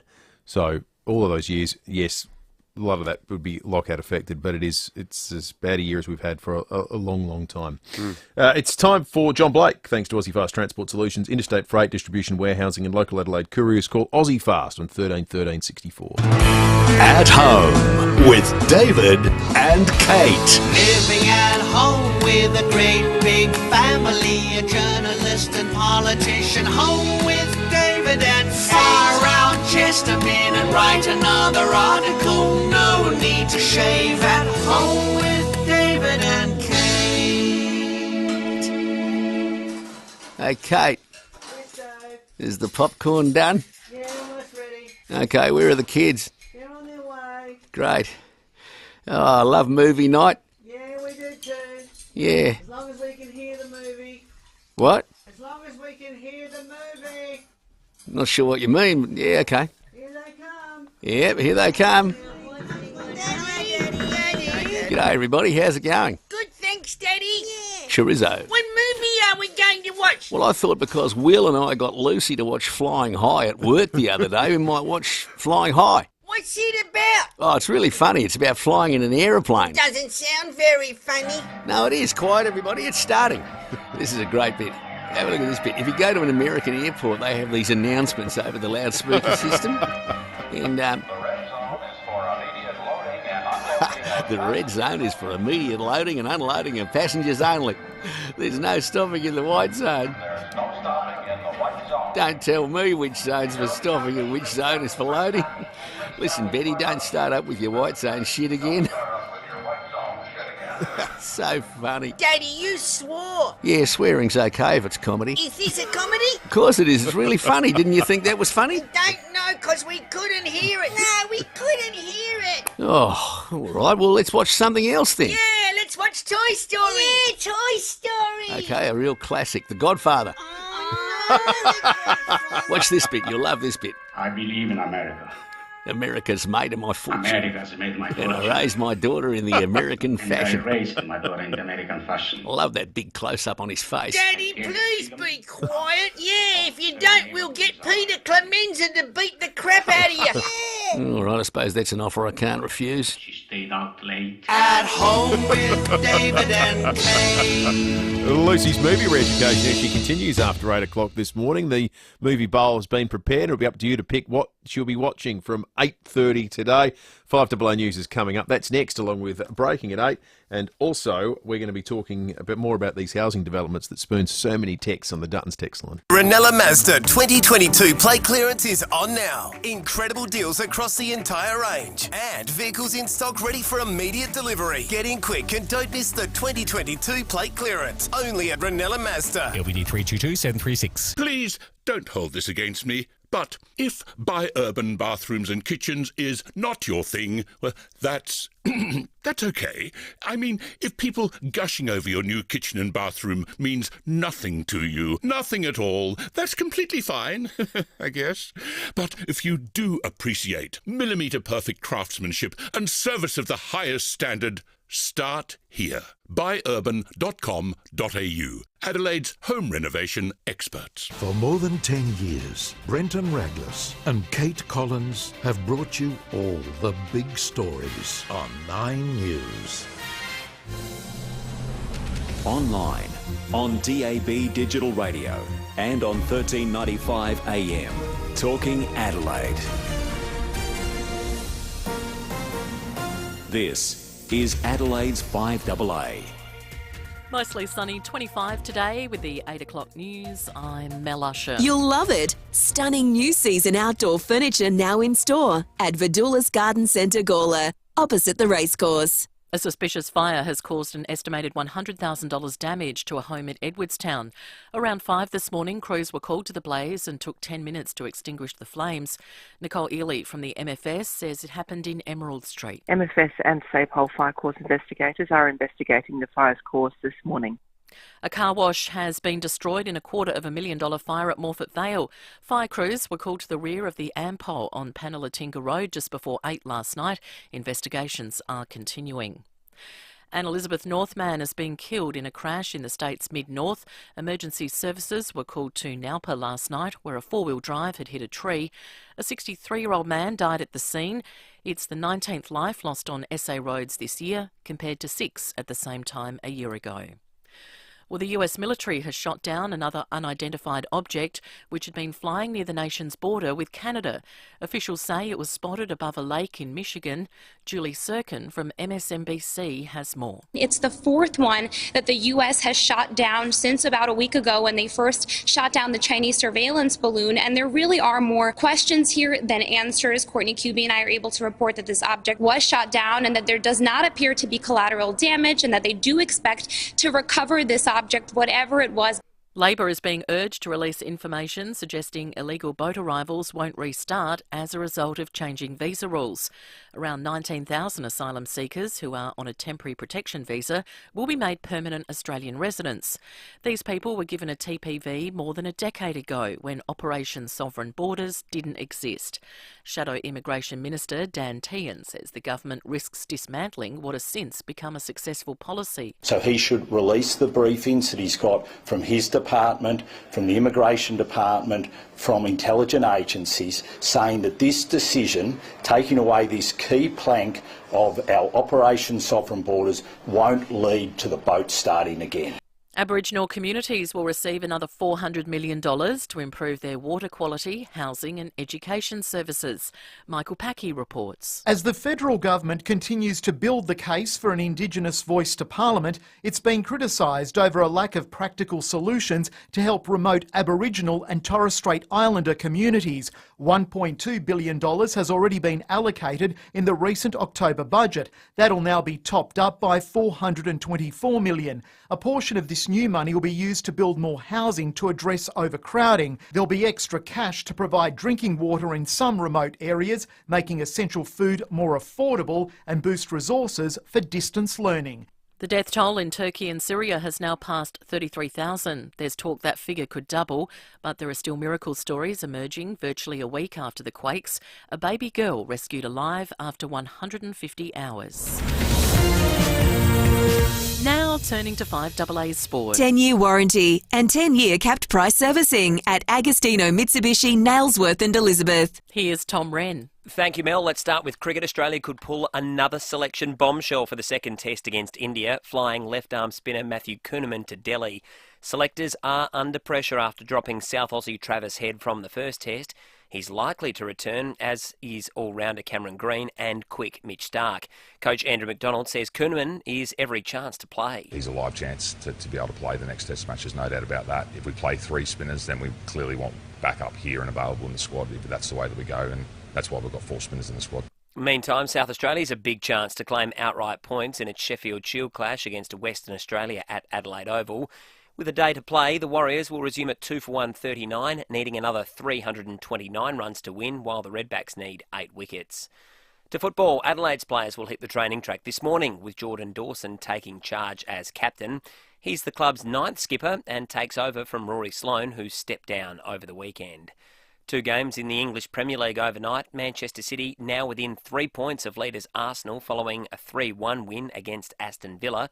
And Manchester United is just 2 points behind City in third place after a 2-0 away win against Leeds.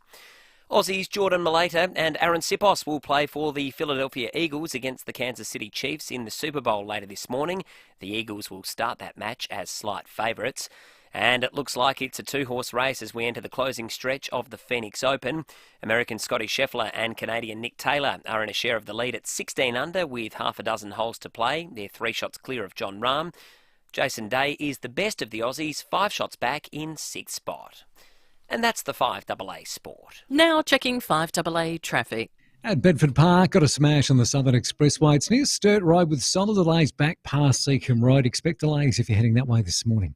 Busy right now, Fullerton Road at Cross Road, also South Road at Karata Park. And we're slow going for works at Wingfield, Salisbury Highway near the Wingfield ramp. Cameras this morning, Grand Junction Road, Gillis Plains and Whitway Road at Elizabeth Downs. Don't forget Valentine's Day is on February 14. OTR has everything from flowers to chocolates and are open 24/7. All your gifting needs sorted. What you need, when you need it. Adelaide's most accurate traffic on 5AA. Now the 5AA forecast. Get a Walco blankie for your pool this summer and save water evaporation and money. Walco.com.au. 25 today, mostly sunny and 28 tomorrow. Wednesday, sunny and 34. Right now it's 16 degrees. More news as it happens on 5AA. I'm Kathy Nagel, Chief Executive of Western Hospital Henley Beach. Ever wondered where you'd go if you needed several medical services at once? Well, wonder no more. For many patients, Western Hospital is a one-stop healthcare hub. Access everything you require without leaving the building or paying for parking. With our GP clinic, specialists on site, allied health, radiology, pathology, pharmacy, inpatient care and more, why go anywhere else? Explore our services at westernhospital.com.au. If you love your home but you've never been in love with your kitchen, well, the answer is not far away. No, it's just 15 minutes up the freeway to be precise, because that's where you'll find Bauhanna Kitchens by Design. It boasts the largest kitchen design showroom in the Adelaide Hills.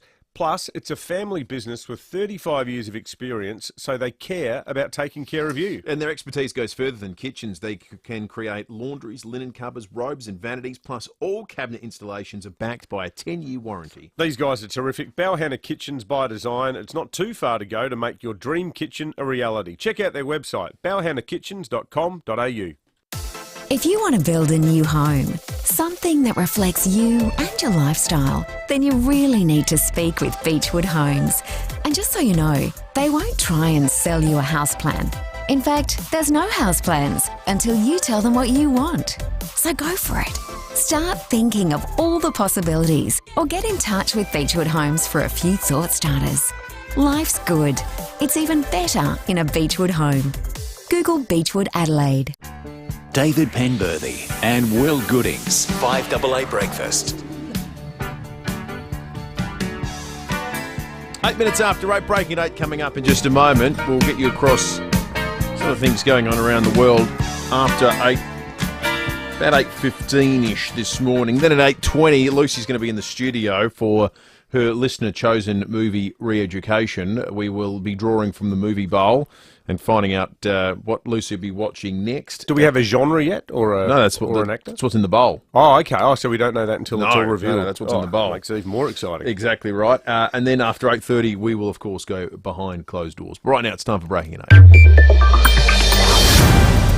Well, today is D-Day for these 45 hapless councillors in local government who failed to get their required paperwork in on time relating to their disclosure of gifts. This was announced by Jeff Brock, the local government minister in Parliament, last Thursday. The system is thus.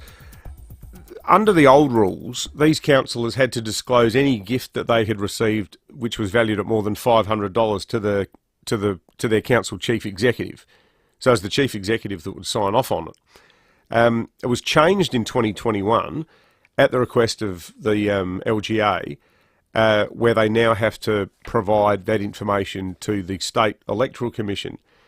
Now, over the weekend, this is completely laughable. What's happening today is that these councillors, they have to win an appeal to the SA Civil and Administrative Tribunal, arguing successfully that they made the mistake inadvertently and that they're trying to fix it up. And hopefully it can be resolved that way, because my understanding, and I haven't seen this figure anywhere yet, but the cost to the taxpayers of holding all of these mini by-elections to sort this mess out apparently could exceed $200,000. Oh, God. But this is so cute. Over the weekend, some of the this is just amateur hour. Some of these councillors and some of the councils that they work for are trying to run this line that somehow this is all the fault of the State Electoral Commission. Now, I saw yesterday in an ABC report the chief executive of Tumby Bay Council. She's quoted in this article as saying, "There's a real digital divide out here." Now, last time I looked, I reckon they got the internet in Tumby Bay. I reckon you can send and receive emails in Tumby Bay. I believe so. Now, I spoke overnight to a local city mayor who's a good bloke, and his council is not affected by any of this nonsense because they know how to read emails and so on. But I've been told that these councillors who reckon that they were somehow kept in the dark about all of this, a requirement that their own peak body actually requested, you know, like it was the councils themselves that asked the State Electoral Commission to do this. I've been told that each of these 45 councillors was contacted 12 times about these new requirements. 12. Now, you'd think if you got 12 emails / explanatory PDFs / reminder emails / phone calls to your council chief executive telling you that you had to get this in by a certain date, that you'd be able to comply. So the idea that they're all, you know, poor Pollyannas who were kept in the dark by the Electoral Commission is total bunkum. It's just amateur hour. And if they'd bothered to read any of the 12 bits of correspondence that they received, we probably wouldn't have found ourselves in this pickle anyway. Seriously, like the best type of money to spend is other people's money. It's like a mass outbreak of incompetence, isn't it? Yeah, it is. It is. It's like Jonestown for stupid people. 13 minutes after 8, the Wall Street Journal now reporting the object that was shot down in the last 2 hours, the fourth floating object above the United States and Canada that's been shot down in the past week and a half. The first was a Chinese balloon. The last 3 days have all had something else that haven't got any more information. The Wall Street Journal has just revealed that it was an octagon. An octagon? An octagon. An octagon flying at 20,000 feet. Did it have little tassels on the end of it? I don't know. I reckon I'm right. It might have been a piñata. Was it filled with lollies? This is becoming the strangest story ever. No, not sure what it was filled with. We shouldn't laugh. This might be the start of World War III. Yeah, exactly right. Well, no, we should laugh. The state legislature and the local politicians were at pains to the biggest piece of information they want. And I think this makes sense. If we were covering this and we're on the ground around Lake Huron doing radio, the big thing you'd be concerned about, well, where's this landed? It's not landed, it's not hurt anyone, it's not hurt anything. And that's what the local politicians have been keen to point out. Obviously, in the instance of the first Chinese spy balloon, the Biden government was pilloried for waiting until it was over water to shoot it down. These objects have all been smaller. So the two over the weekend were cylinders. This one's an octagon. It feels like a preschool math class at the moment. These shooting down these things, but that's what's been revealed. Wall Street Journal quoting senior defence officials. That's the latest thing that has come out with regard to that developing story over the course of the morning. And of course, if there's anything else we learn before 9 o'clock, you'll hear it here on 5AA Breakfast, or indeed on 5AA over the course of the day. You'll hear it because this is the power of radio. When a live story is happening, we can talk about it in real time. It's worth noting that is the unique power of radio on what is World Radio Day today. Have a listen to this. This is a bit of BBC's first ever radio broadcast in the 1920s. 2LO Marconi House, London, calling. 2LO Marconi House, London, calling. Calling who? Because that was a one-to-one conversation, I guess. Yeah. 1923. First radio... 1920. Did you say in the 1920s? In the early 1920s, yeah. That's the first BBC radio broadcast. Going all right radio, isn't it? As a medium. Mm. Between print, free-to-air television and radio, it's the most resilient. Well, anything that... Because it needs to be listened to in the moment. Anything that can be portable, anything that can be enjoyed on delay now, you're competing with everything. You're competing with the internet. Yeah, that's right. You know, the moment you can make an appointment to come back and watch it, well, you're up against everyone. But it's portable. It's free. Well, the ABC's not free. You got to pay for it through your taxes. Whether you like it or you not. just got to put up with the odd ad. Exactly. Exactly right. World Radio Day today, so we are. It's a kind of business model than bludging money off the long-suffering taxpayers, isn't it? I would have thought. It costs you a lot more than 8 cents a day these days too. Speaking of technology, you like this, David. According to a Cambridge University artificial intelligence expert, people will soon be having affairs with computers. The research associate at the Centre for the Future of Intelligence at Cambridge University, Henry Shelvin, was on 3AW a little bit earlier. Very much like OnlyFans, except whereas a lot of people spend lots of dollars and lots of time trying to get noticed by their sort of dream model on OnlyFans, in these cases, the AI will be totally personalized to your needs, your interests. It'll be able to flatter your ego. It'll be able to ask questions about your life. It'll offer a lot more personalized experience, which is sort of why it's tempting and why it's maybe dangerous. You know what? See, I just want to stop the world. I want to get off. Like, seriously, it's just screwed up, isn't it? Have you seen the artificial intelligence? I'm going to have a quiet night in with my laptop. Have you seen the artificial intelligence now that can make pictures of human beings that don't exist from scratch? Oh, it's amazing, isn't it? That is terrifying. Yeah, yeah. So presumably, if they can make them still, at some point soon they'll make them move, and then they'll make them talk. They look so realistic. Well, I mean, they don't. It feels weird even saying they look realistic. They are real, but they're not people that have ever lived. I saw a mocked up thing where somebody made a Barack Obama who could just talk about all sorts of stuff. Yeah, it's creepy. Isn't it? But you think about it as being, and we're talking at the moment about things being shot down out of the sky. Like if someone cooked up a really convincing thing of some world leader declaring war, and it was seeded as video through social media. Like you can imagine the rest of the world responding to something that isn't real, but it's been cooked up. And if you think that's fanciful, think back to what happened when they changed the verification process for Twitter, and people were signing up as, I'm the official British aerospace account. And they tweeted things like, we're no longer exporting arms to the Middle East. That's right. And the share price tanked. Totally, yeah. So if you think people can't be fooled en masse by this kind of stuff, then you haven't been paying attention. The epic story of the Loch Ness Monster is set to be told in a brand new documentary series. 1934. The first photo of the supposed Loch Ness Monster incites public frenzy and a torrent of tourists looking for Nessie. Good time to release a Loch Ness Monster documentary at the same time as people wondering whether aliens are actually invading us right here on the 13th of February. Why not? I didn't have that one in the diary. Is that happening, is it? Oh, that's what people wonder, if what's happening with all this stuff being shot down. Oh, yeah, of course. Yeah. Absolutely. I mean, Hey, How many flying I octagons believe have in you the seen? Loch Ness Monster. Do you? Yeah, totally. I reckon it's real. Like I think a it's plesiosaur. Yeah, or it's a something. plesiosaur. It's just Just hang around for millions of years. Just got stuck. But it makes sense that it could, doesn't it? Does it? Well, I don't know. What's the lifespan of a plesiosaur? Or do you think there's a family of them down there? Yeah, there could be a little family. Well, what was that fish that was found in Africa that they thought was dead in the 1970s? Was it the coelacanth? Is that what it's called? Not sure. It's like a lungfish. It's prehistoric fish, and they found them living in Africa still. Well, I mean, crocodiles are prehistoric. They are. Sharks are prehistoric. They are. Plesiosaurs lived for what? Was that less? 5 years. 5 That's not years. long. I thought a plesiosaur would have kicked on for decades. So Luce now can do the math based on the theoretically being extinct for 65 million years. How many generations of plesiosaur are we at right now? They'd be getting a bit inbred. It's sort of 12 million generations down. Yeah, that's right. They're a bit like the royal Let's family. put it to the listeners. Do we believe that the Loch Ness Monster is real? I reckon most of our listeners will believe it. Really? Yeah, totally.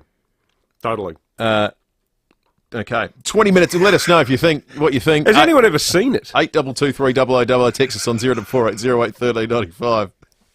Geez, we could get some interesting calls here. All right.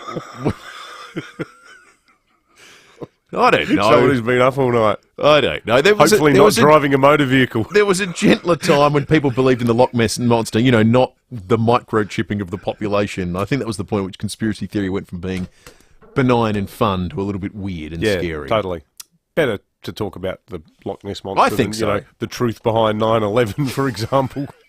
20 after 8, we're going to check traffic, and when we come back, we're going to find a new movie for Lucy to watch, and she's going to start it during the program. Thanks, Will. At Regency Park, got a breakdown on Regency Road near Nowina Road. Bedford Park, a smash on the Southern Expressway near Sturt Road. Extensive delays back past Seacombe Road. Leave early if you're going that way today. Allaby Gardens, smash on Port Road, just past Kilkenny Road as you're heading inbound. And we're quite busy at the moment at Fullerton Road at Crossroad. Cameras, Lyons Road, Holden Hill, and Merivale Road at Athelston. Who can make your home loan work harder? The refinanciers from Aussie. Let's talk home loans at aussie.com.au or come in store today. Adelaide's most accurate traffic on 5AA. Rowie and Timmy G on the 5AA Sports Show.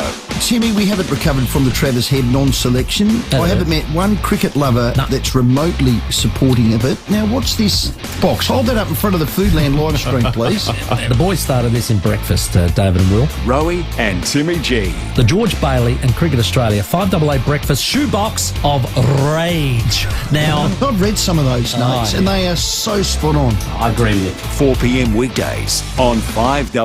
Have you got your ticket in the Hospital Research Foundation Home Lottery? You could win the $3.5 million grand prize in Henley Beach that comes with $250,000 in cash. You'll feel like you're on a holiday all year round in the luxurious Scott Salisbury home.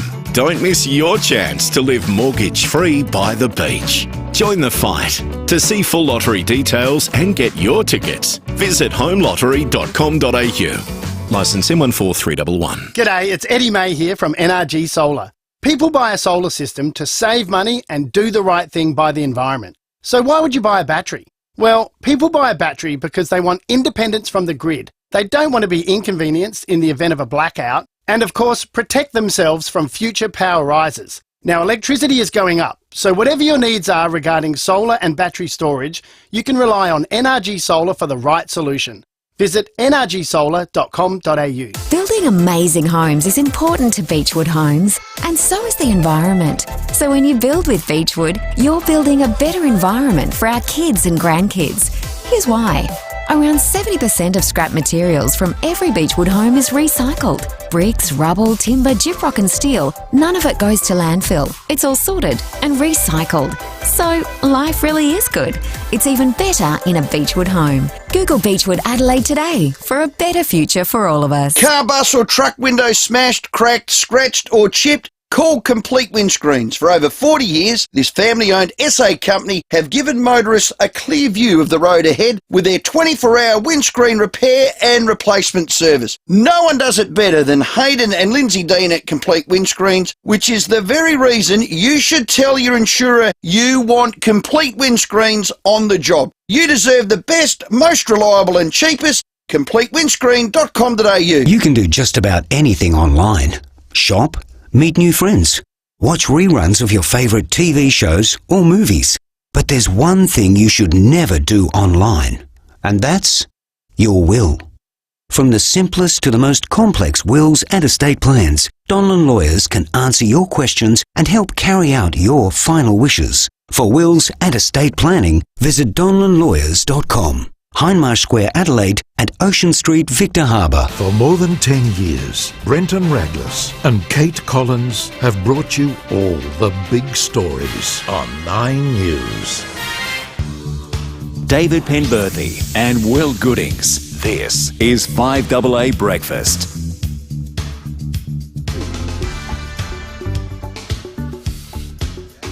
"24 minutes after 8. It's only been around 1 week. This is already one of my favourite moments on a Monday.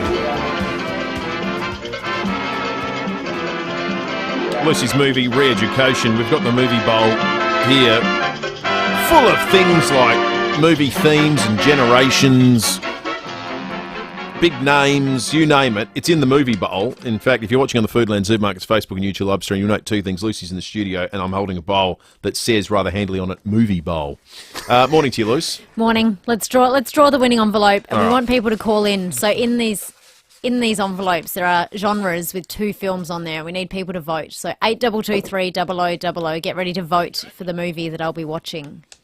Okay, let's have a look. I can also quickly reveal that we've had a bit of a fight here at 5AA, a disagreement, but Luce has insisted that horror is a genre that will never be in this competition. Yeah, I will not watch it. I will not. So we can't have The Exorcist going head-to-head with Rosemary's Baby or Ringu. Sadly, no. Now, no, fair enough, Luce. Now, here we go. The category today, this is superb.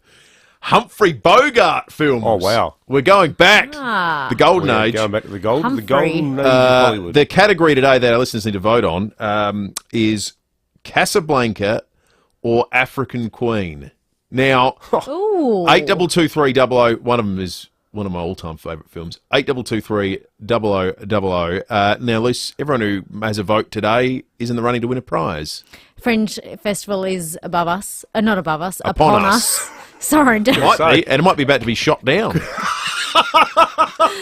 I mean, if we were in America, that's right. Imagine that. Joe Biden with solemnly comes on and says, unfortunately, we blew up the... A Heather Crowell-shaped and coloured balloon is being seen drifting across Montana.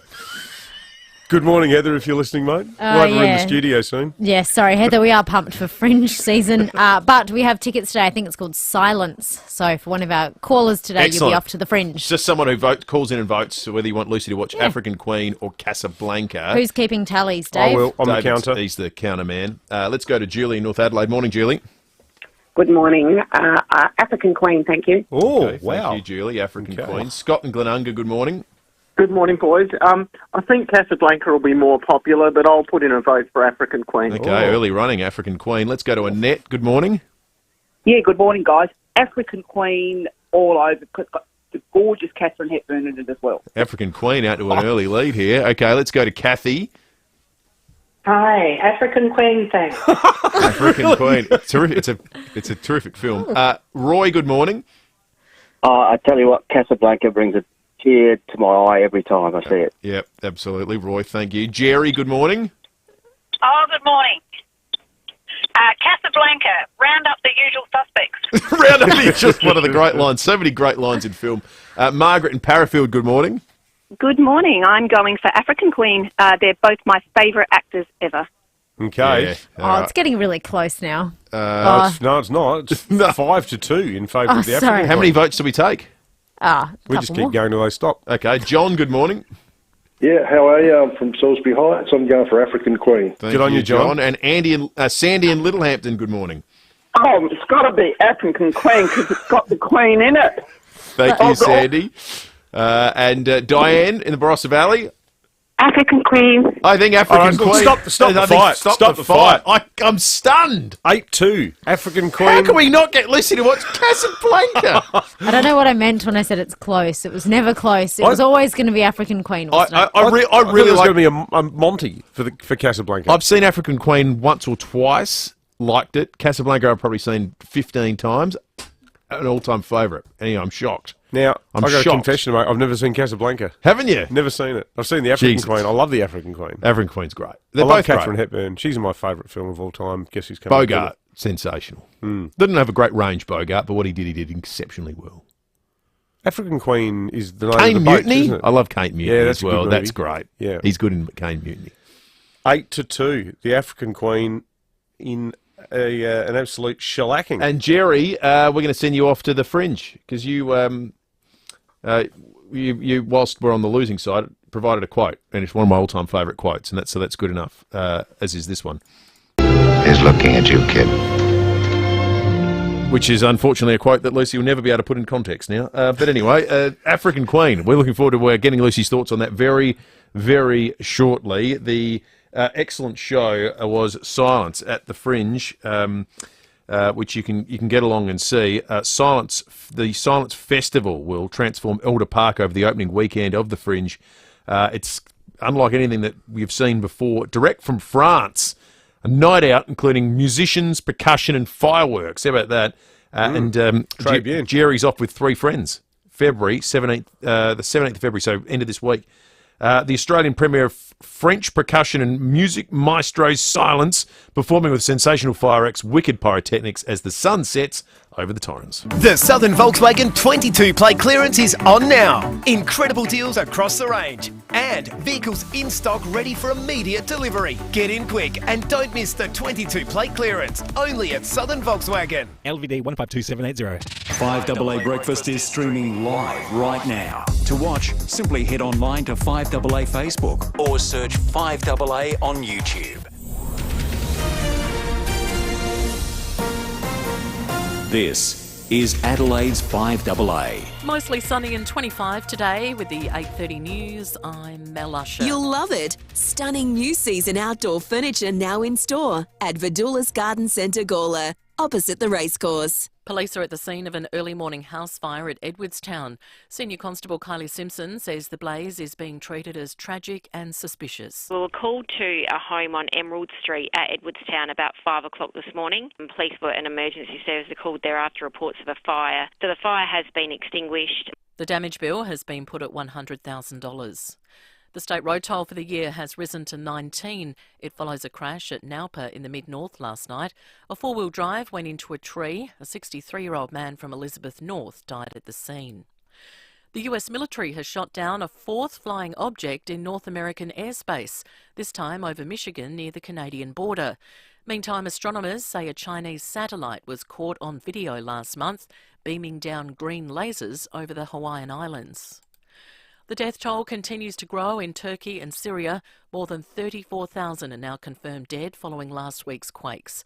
Brett McLeod is in southern Turkey and says there has been glimmers of hope amid the heartbreak. It's now almost a week since the earthquake struck this region, devastating entire communities. And yet incredible rescue stories continue. In the past 24 hours, a father and his 5-year-old daughter, a little girl, a 27-year-old man and a 7-month-old baby. This as the government launches investigation into building contractors and arrests several, some as they try to leave the country, as the blame game continues over who is at fault over so many shoddy buildings collapsing, claiming many thousands of lives. New drug driving laws have come into effect today. Police will have the power to issue 6-month on-the-spot licence suspensions when drivers are caught with prescribed drugs in their system. Police Minister Joe Sockarch has told David and Will, until now, people caught drug driving were issued with an expiation notice or court summons that could then lead to a loss of licence. It's a tough penalty and it's one that is not without consideration, but I think it's just one of those suite of measures that the government needs to put in place to ensure that every possible thing is being done to dissuade people from making those really stupid decisions on our roads. There are concerns about a new wave of illegal boat arrivals following the federal government's decision to change visa rules.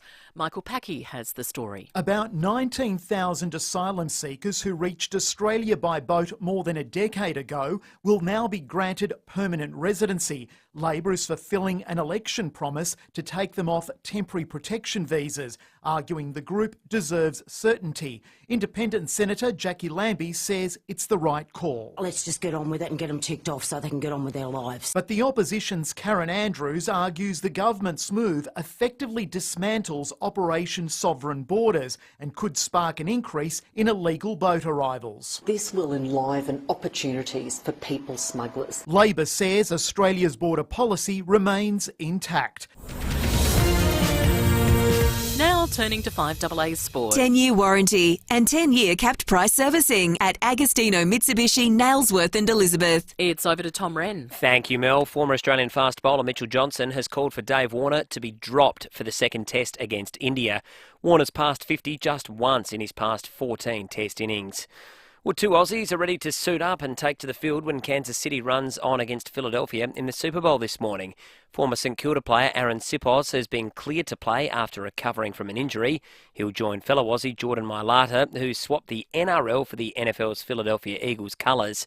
Mailata says he'll stick closely to his game day routine. I got to eat the same breakfast, sit on the same bus, sit on the left-hand side of the bus, listen to the same music. I listen to the same song over and over again. Yeah, very superstitious. That's a routine. It's the first time two Australians have played on the same team in America's biggest sporting event. Two games in the NBL playoffs yesterday, with the Cairns Taipans keeping their season alive with a 91-78 point win against the Perth Wildcats, while the New Zealand Breakers thumped the Tassie Jack Jumpers 88-68. To the English Premier League, Manchester United cemented its hopes of a top four finish after a 2-0 win against Leeds at Ellen Road. Scores were locked at 0-0 until the 80th minute, the Red Devils then striking twice to secure all 3 points. Garnacho will make his way forward here. And there's number two.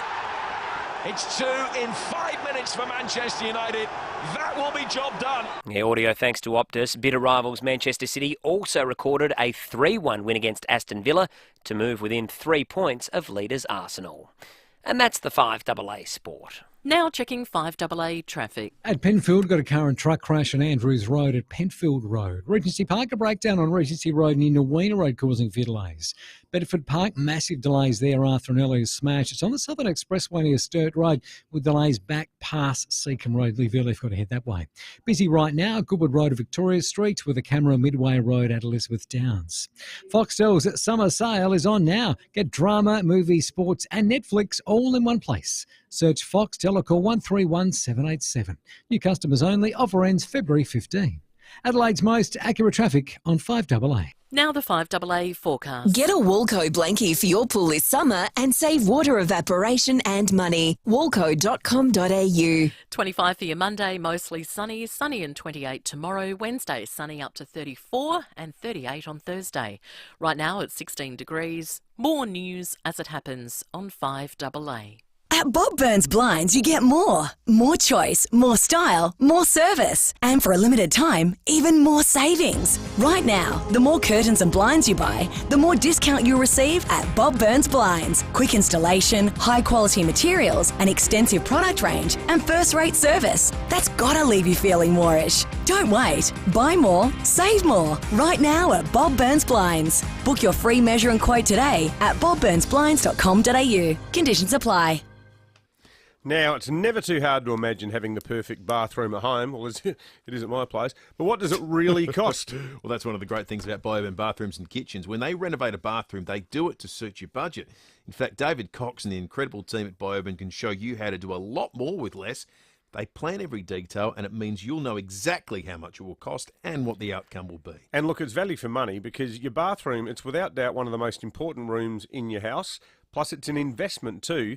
If you get it right, it will add incredible value and appeal to your home. Get it wrong and you'll be stuck with a darn thing forever. For bathrooms, visit biourban.com.au, Adelaide's home renovation experts. Will retirement living suit you? Get a sneak peek of the lifestyle you can enjoy at FIVEAA's free open home events across Adelaide from the 28th of February to the 2nd of March. Come along with family and friends to explore our communities and find out why many residents say they wish they made the move sooner. You can inspect our display homes, discover our social activities and chat with our friendly team. Take the first step and search a FIVEAA open home today. RSVP is essential and COVID-safe practices apply.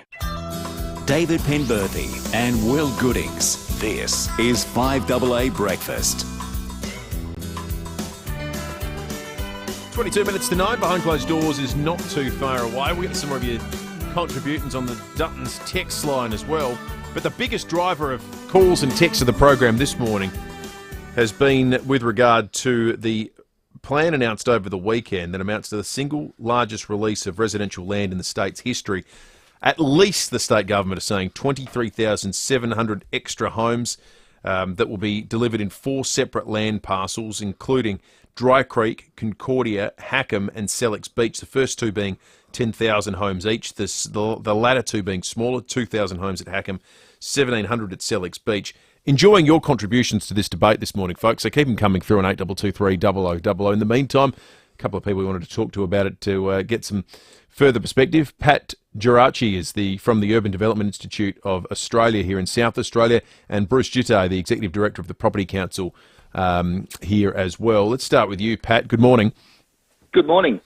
So, Pat, the key concern that our listeners have, and it stretches across the city, is new housing is all well and good, but how do we make sure that the requisite infrastructure is in place and that it doesn't overload existing facilities for everybody else? That's a really good question. It is probably the single most important question.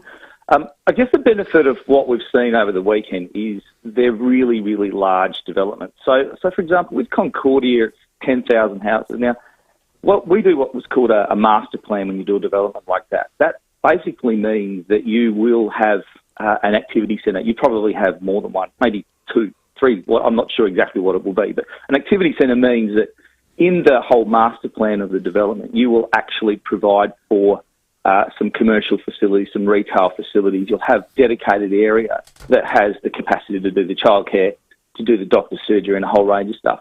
It's actually a whole lot easier to do that in a master plan community than what we've unfortunately seen through Adelaide a little bit in recent times, where that you've had many, many calls where people are saying, we're seeing our houses or our streets where one after another are kind of being knocked over and redone. And then trying to retrofit a suburb for that makes it particularly difficult. The biggest, I guess the other quick point about that is the timing. Often the developers actually pay, as part of the plan, they pay for all that infrastructure. They include that. But the challenge is that there is also some state government infrastructure has to be there and there's local government infrastructure. And you want to make sure that the infrastructure is done at the outset, not later. You can't just wait for people to come and then build it, even if it's in the plan. You kind of need to have a funding mechanism that allows for it to build up front and then collect from the developers. There's no free kick. They'll have to pay for it, but pay for it as the development occurs. Pat, it's kicked up among our listeners a debate around the age-old infill versus sprawl, essentially. I'm just wondering, in a sort of a macro design sense, is there a rule of thumb that can be applied about when one is preferred to the other, when the community benefits from one to the other, or is it simply cost that drives whether it makes more sense to build in or out? Well, it's certainly cost is a big driver, but it's also the legislation and the policy. To be clear, the 4 developments that we talked about over the weekend are in the legislated boundary. There's a boundary that was passed by the Parliament 5 years ago. What we saw 5 years ago is we saw probably it was a drive to say we need to be more dense, we need infill, but we had a figure on it. We said 85% is going to be infill. Now, what we've seen is in the last 6 or 7 years is more and more people knocking houses down, and what that doesn't do is doesn't contribute to the infrastructure when you have this what's called general infill. So what we've said all along is forget the target, just think about what the quality is. So I've often advocated for places like the Warrido Army Barracks, for example. And it's not just about growth areas, but there's a parcel of land that's got a barbed wire around it. No one's ever walked in it. It's sitting there. It's not the best use of land. We need to not only have growth areas, but we need to identify those parcels within Adelaide, and that's the best quality development. It really is not just ad hoc here and there.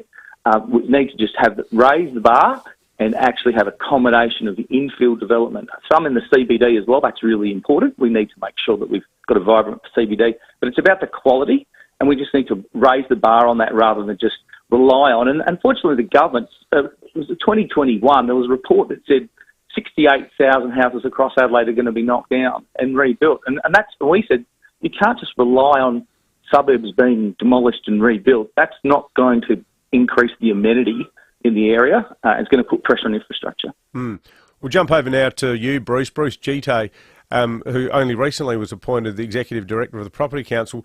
Bruce, wearing your old hat as the head of the committee for Adelaide, you caused something of a stir, mate, you stirrer, last year when you said from memory that Adelaide, and I don't think you were totally nailing your flag to this mast, but you floated the possibility that Adelaide could have a population of 2 million by the year 2030. Do you think that with his announcement over the weekend that the Premier has even gone far enough, or do you think this should be regarded as just a start in terms of increasing our population? It's certainly just a start. I mean, I really enjoyed reading the advertisement on the weekend and hearing the Premier come to the party on population growth, because the alternative, as I've said constantly, is worse. That doesn't mean there won't be growing pains. And this is what we're discussing, right? Pat makes good points around infrastructure, amenity. We are in a housing crisis. There is no doubt about it. Everywhere I go, people speak to me about rising cost of housing, whether it be rents, affordability to purchase a property, and there's no doubt house and land plays a part. Affordability and choice are the key, and that comes from supply. We need to increase the supply of housing. Now, these developments, whilst we would like to see more infill, are not a bad thing. This is something that South Australia needs, and it's good to see that the government's doing something about it.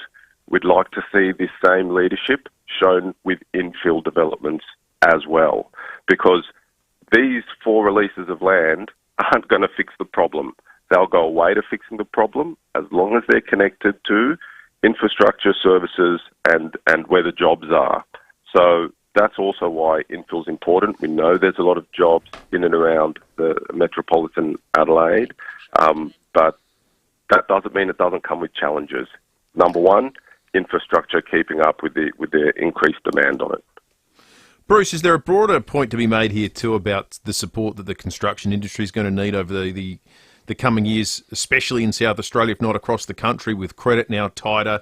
I was just in advance of this interview looking at the ABS data on new building approvals in South Australia, and the story here is pretty grim when you look at what was taking place in December, down 24.6% total new dwellings. You look at private sector houses, we were down 7.4%.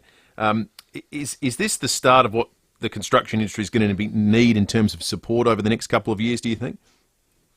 Look, I think the construction industry is, a barometer of South Australia's economy, to be honest.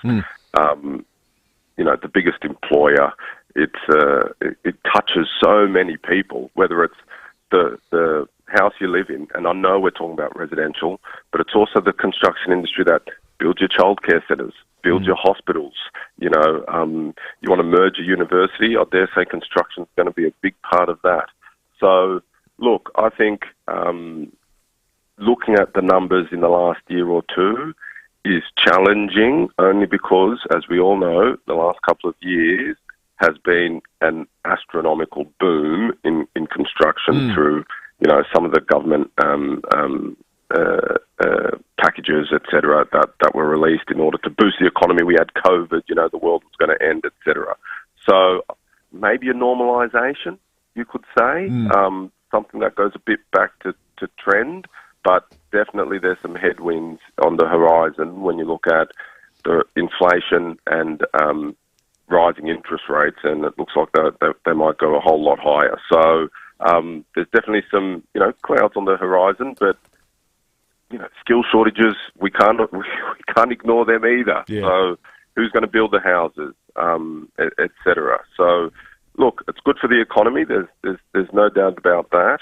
We just need to make sure that it ticks all those boxes in terms of infrastructure, building where the jobs are and having those services in an adequate time frame. Absolutely. Bruce Gite and Pat Geraci there, thank you for joining us this morning, getting a mountain of feedback about this. One of those stories, I was reading it yesterday over breakfast, I thought, this is going to go off on the show. Everyone's got a view on this one. Patricia in Glenelg is one of those people with a view. Morning to you, Patricia.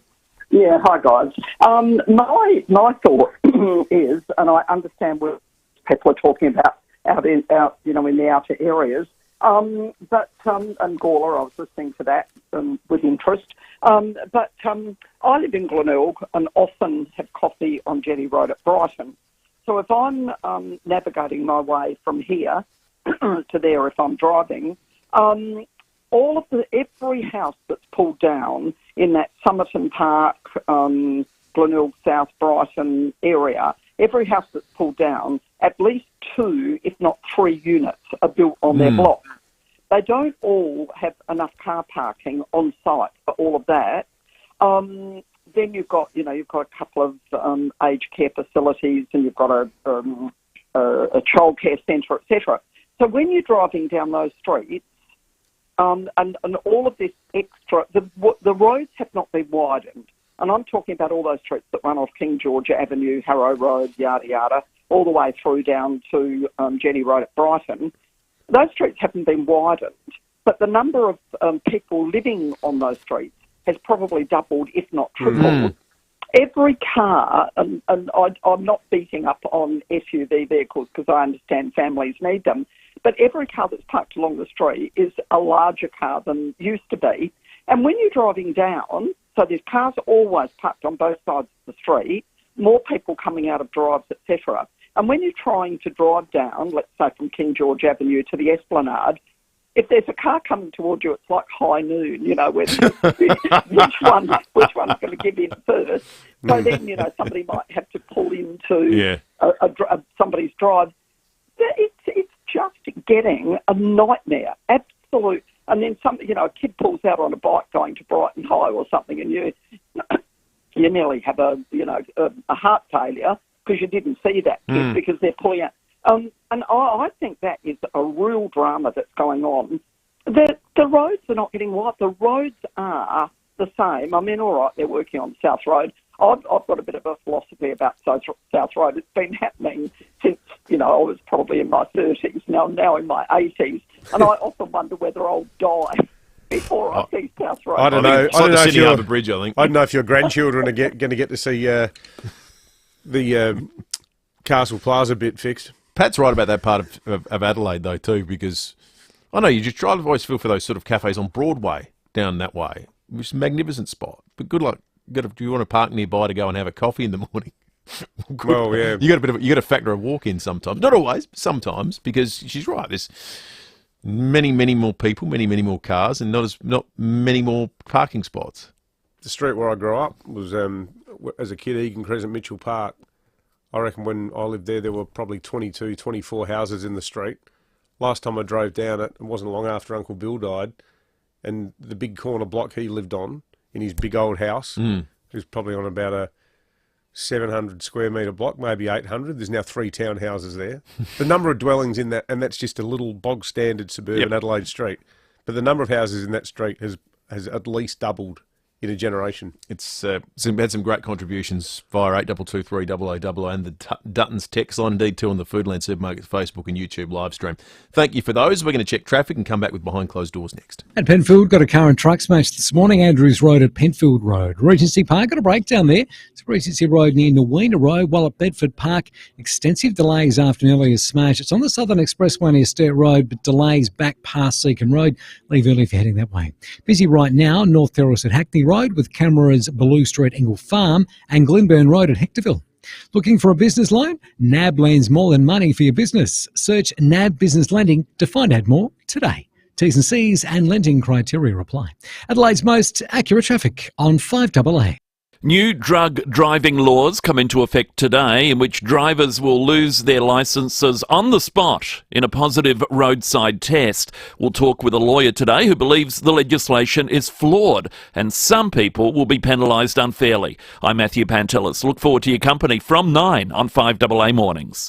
Adelaide Direct Stationers is much more than just stationery. Did you know we have everything from PPE, washroom supplies, technology products, office furniture, cleaning supplies and workplace health and safety. And of course, all your office supplies. Proudly South Australian, Adelaide Direct Stationers offer free next day delivery for orders over $50 or same day 2-hour express delivery. Order at adelaidedirectstationers.com.au. Gentlemen, is the urge to pee all the time getting in the way of your everyday life? Caruso's Pee Less to the rescue. Caruso's Pee Less is a unique herbal formula that relieves urinary frequency and helps support healthy bladder and prostate function. So, if you'd like to pee less, try Caruso's Pee Less today. Caruso's Pee Less is made in Australia and comes with a money-back guarantee. Available from leading pharmacies and health stores. Always read the label and follow the directions for use. Ken Hall Plumbers began nearly 40 years ago and in that time has become known in SA for trusted quality trade. Since then, Ken Hall's success has prompted customers to ask for a greater range of trade services, including electricians, roofers, tilers, general builders for home maintenance, even full bathroom renovations. And Ken always has an important message for his team, namely the job you're on today is the most important job. Any Ken Hall team member who comes to your home is a hand-picked employee of Ken Hall Plumbers. As a family business, the legacy of reliable, unbeatable service is being continued, so why trust anyone else? If you haven't experienced the Ken Hall service and team of trades, why not try them to solve your next problem at home or work? Give Ken a call 24/7. For over 38 years, Steinborner has been well worth the trip. With over 400 used cars to choose from, you're sure to find the car you're looking for. Steinborner is your first choice for new Hyundai and Mitsubishi in the Barossa, and your first choice for Ford in Clare. And don't forget, you can always click through the collection of vehicles online at steinborner.com.au. Great local deals on great local cars from your locals. Steinborner Automotive. Still well worth the trip or well worth the click. Hello, Frank Walker from National Tiles. Professional tilers rely on National Tiles to consistently offer the very latest in tiling tools and fixing systems to make laying tiles easier, more productive and profitable. Yes, National Tiles consistently offer innovation in tiling tools and fixing systems, making laying tiles easier, more productive and profitable for professional tilers every day of the year. National Tiles. #1 with the very best professional tilers. For more than 10 years, Brenton Raglas and Kate Collins have brought you all the big stories on 9 News. David Penberthy and Will Goodings, 5AA Breakfast.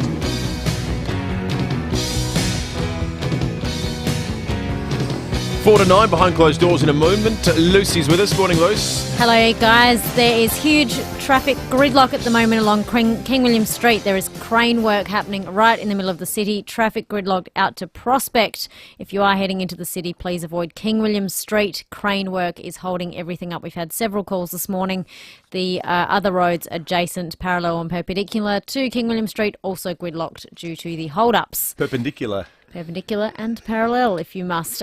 Second of all, if you would like to get along and watch the Super Bowl with Rowie this morning, if you can get there by 9:30 this morning, we have 2 doubles up for grabs. Give us a call now, 8223 0000 at the Barbecue Weber store in Myland with Barnsey, Rowie, Timmy G and the gang. If you can get there today to watch the Super Bowl, call in now. That sounds like an event not to miss if you've got the opportunity to get along. Let's go behind closed doors. Thanks to Aussie Fast Transport Solutions, interstate freight distribution, warehousing and local Adelaide couriers. Call Aussie Fast on 13 13 64. And when we get behind $13.95, Adelaide's 5AA. This is the Saturday Sports Show. KG and Cornsey. Hi folks, welcome to the Saturday Sports Show. Graham Corns with you, and KG, how are you? Well, I've been better. What do you mean you've been better? Is that any way to start? Well, I'm sorry, Stanley, but I've got to be honest. I'm not going to come on here and pretend that I'm happy when I'm not happy. I am me, and if you don't like me, that's too bad, and it's all show business. It's not real, but I'll keep doing it as long as I think the audience falls for it. Okay, what's the problem? Well, what I've seen in this first test match against India has been nothing short of a disgrace. Yes, it's been disappointing, upsetting, infuriating, disillusioning. I mean, go to your thesaurus and choose any word you like. That's what it's... Yes, it was like watching Jurassic Park, an absolute nightmare. No, I said thesaurus. Yes, Thesaurus Rex, very frightening, stud. No, anyway, Travis Head, that's the... Well, that is unforgivable that they did that to Travis Head. Yes, it does. And someone should be accountable for that, Studley. Yes, it did seem a bizarre situation. Oh, don't say that, Studley. It's a bloody disaster. What? Bloody disaster. There's no such word as... I don't care. Did you mean disaster? Or... Well, it was a disaster. Disaster? I am not happy. Apparently not. It is disgraceful. I think you're getting your B's and D's around the wrong way. I know, Stud. Sometimes I do swap my letters around. Yes. I'm a silly old dunt. Matthew Bantelis is coming up after 9 o'clock. We'll catch you tomorrow morning, 6. Car, bus or truck window smashed, cracked, scratched or chipped? Call Complete Windscreens. For over 40 years, this family-owned SA company have given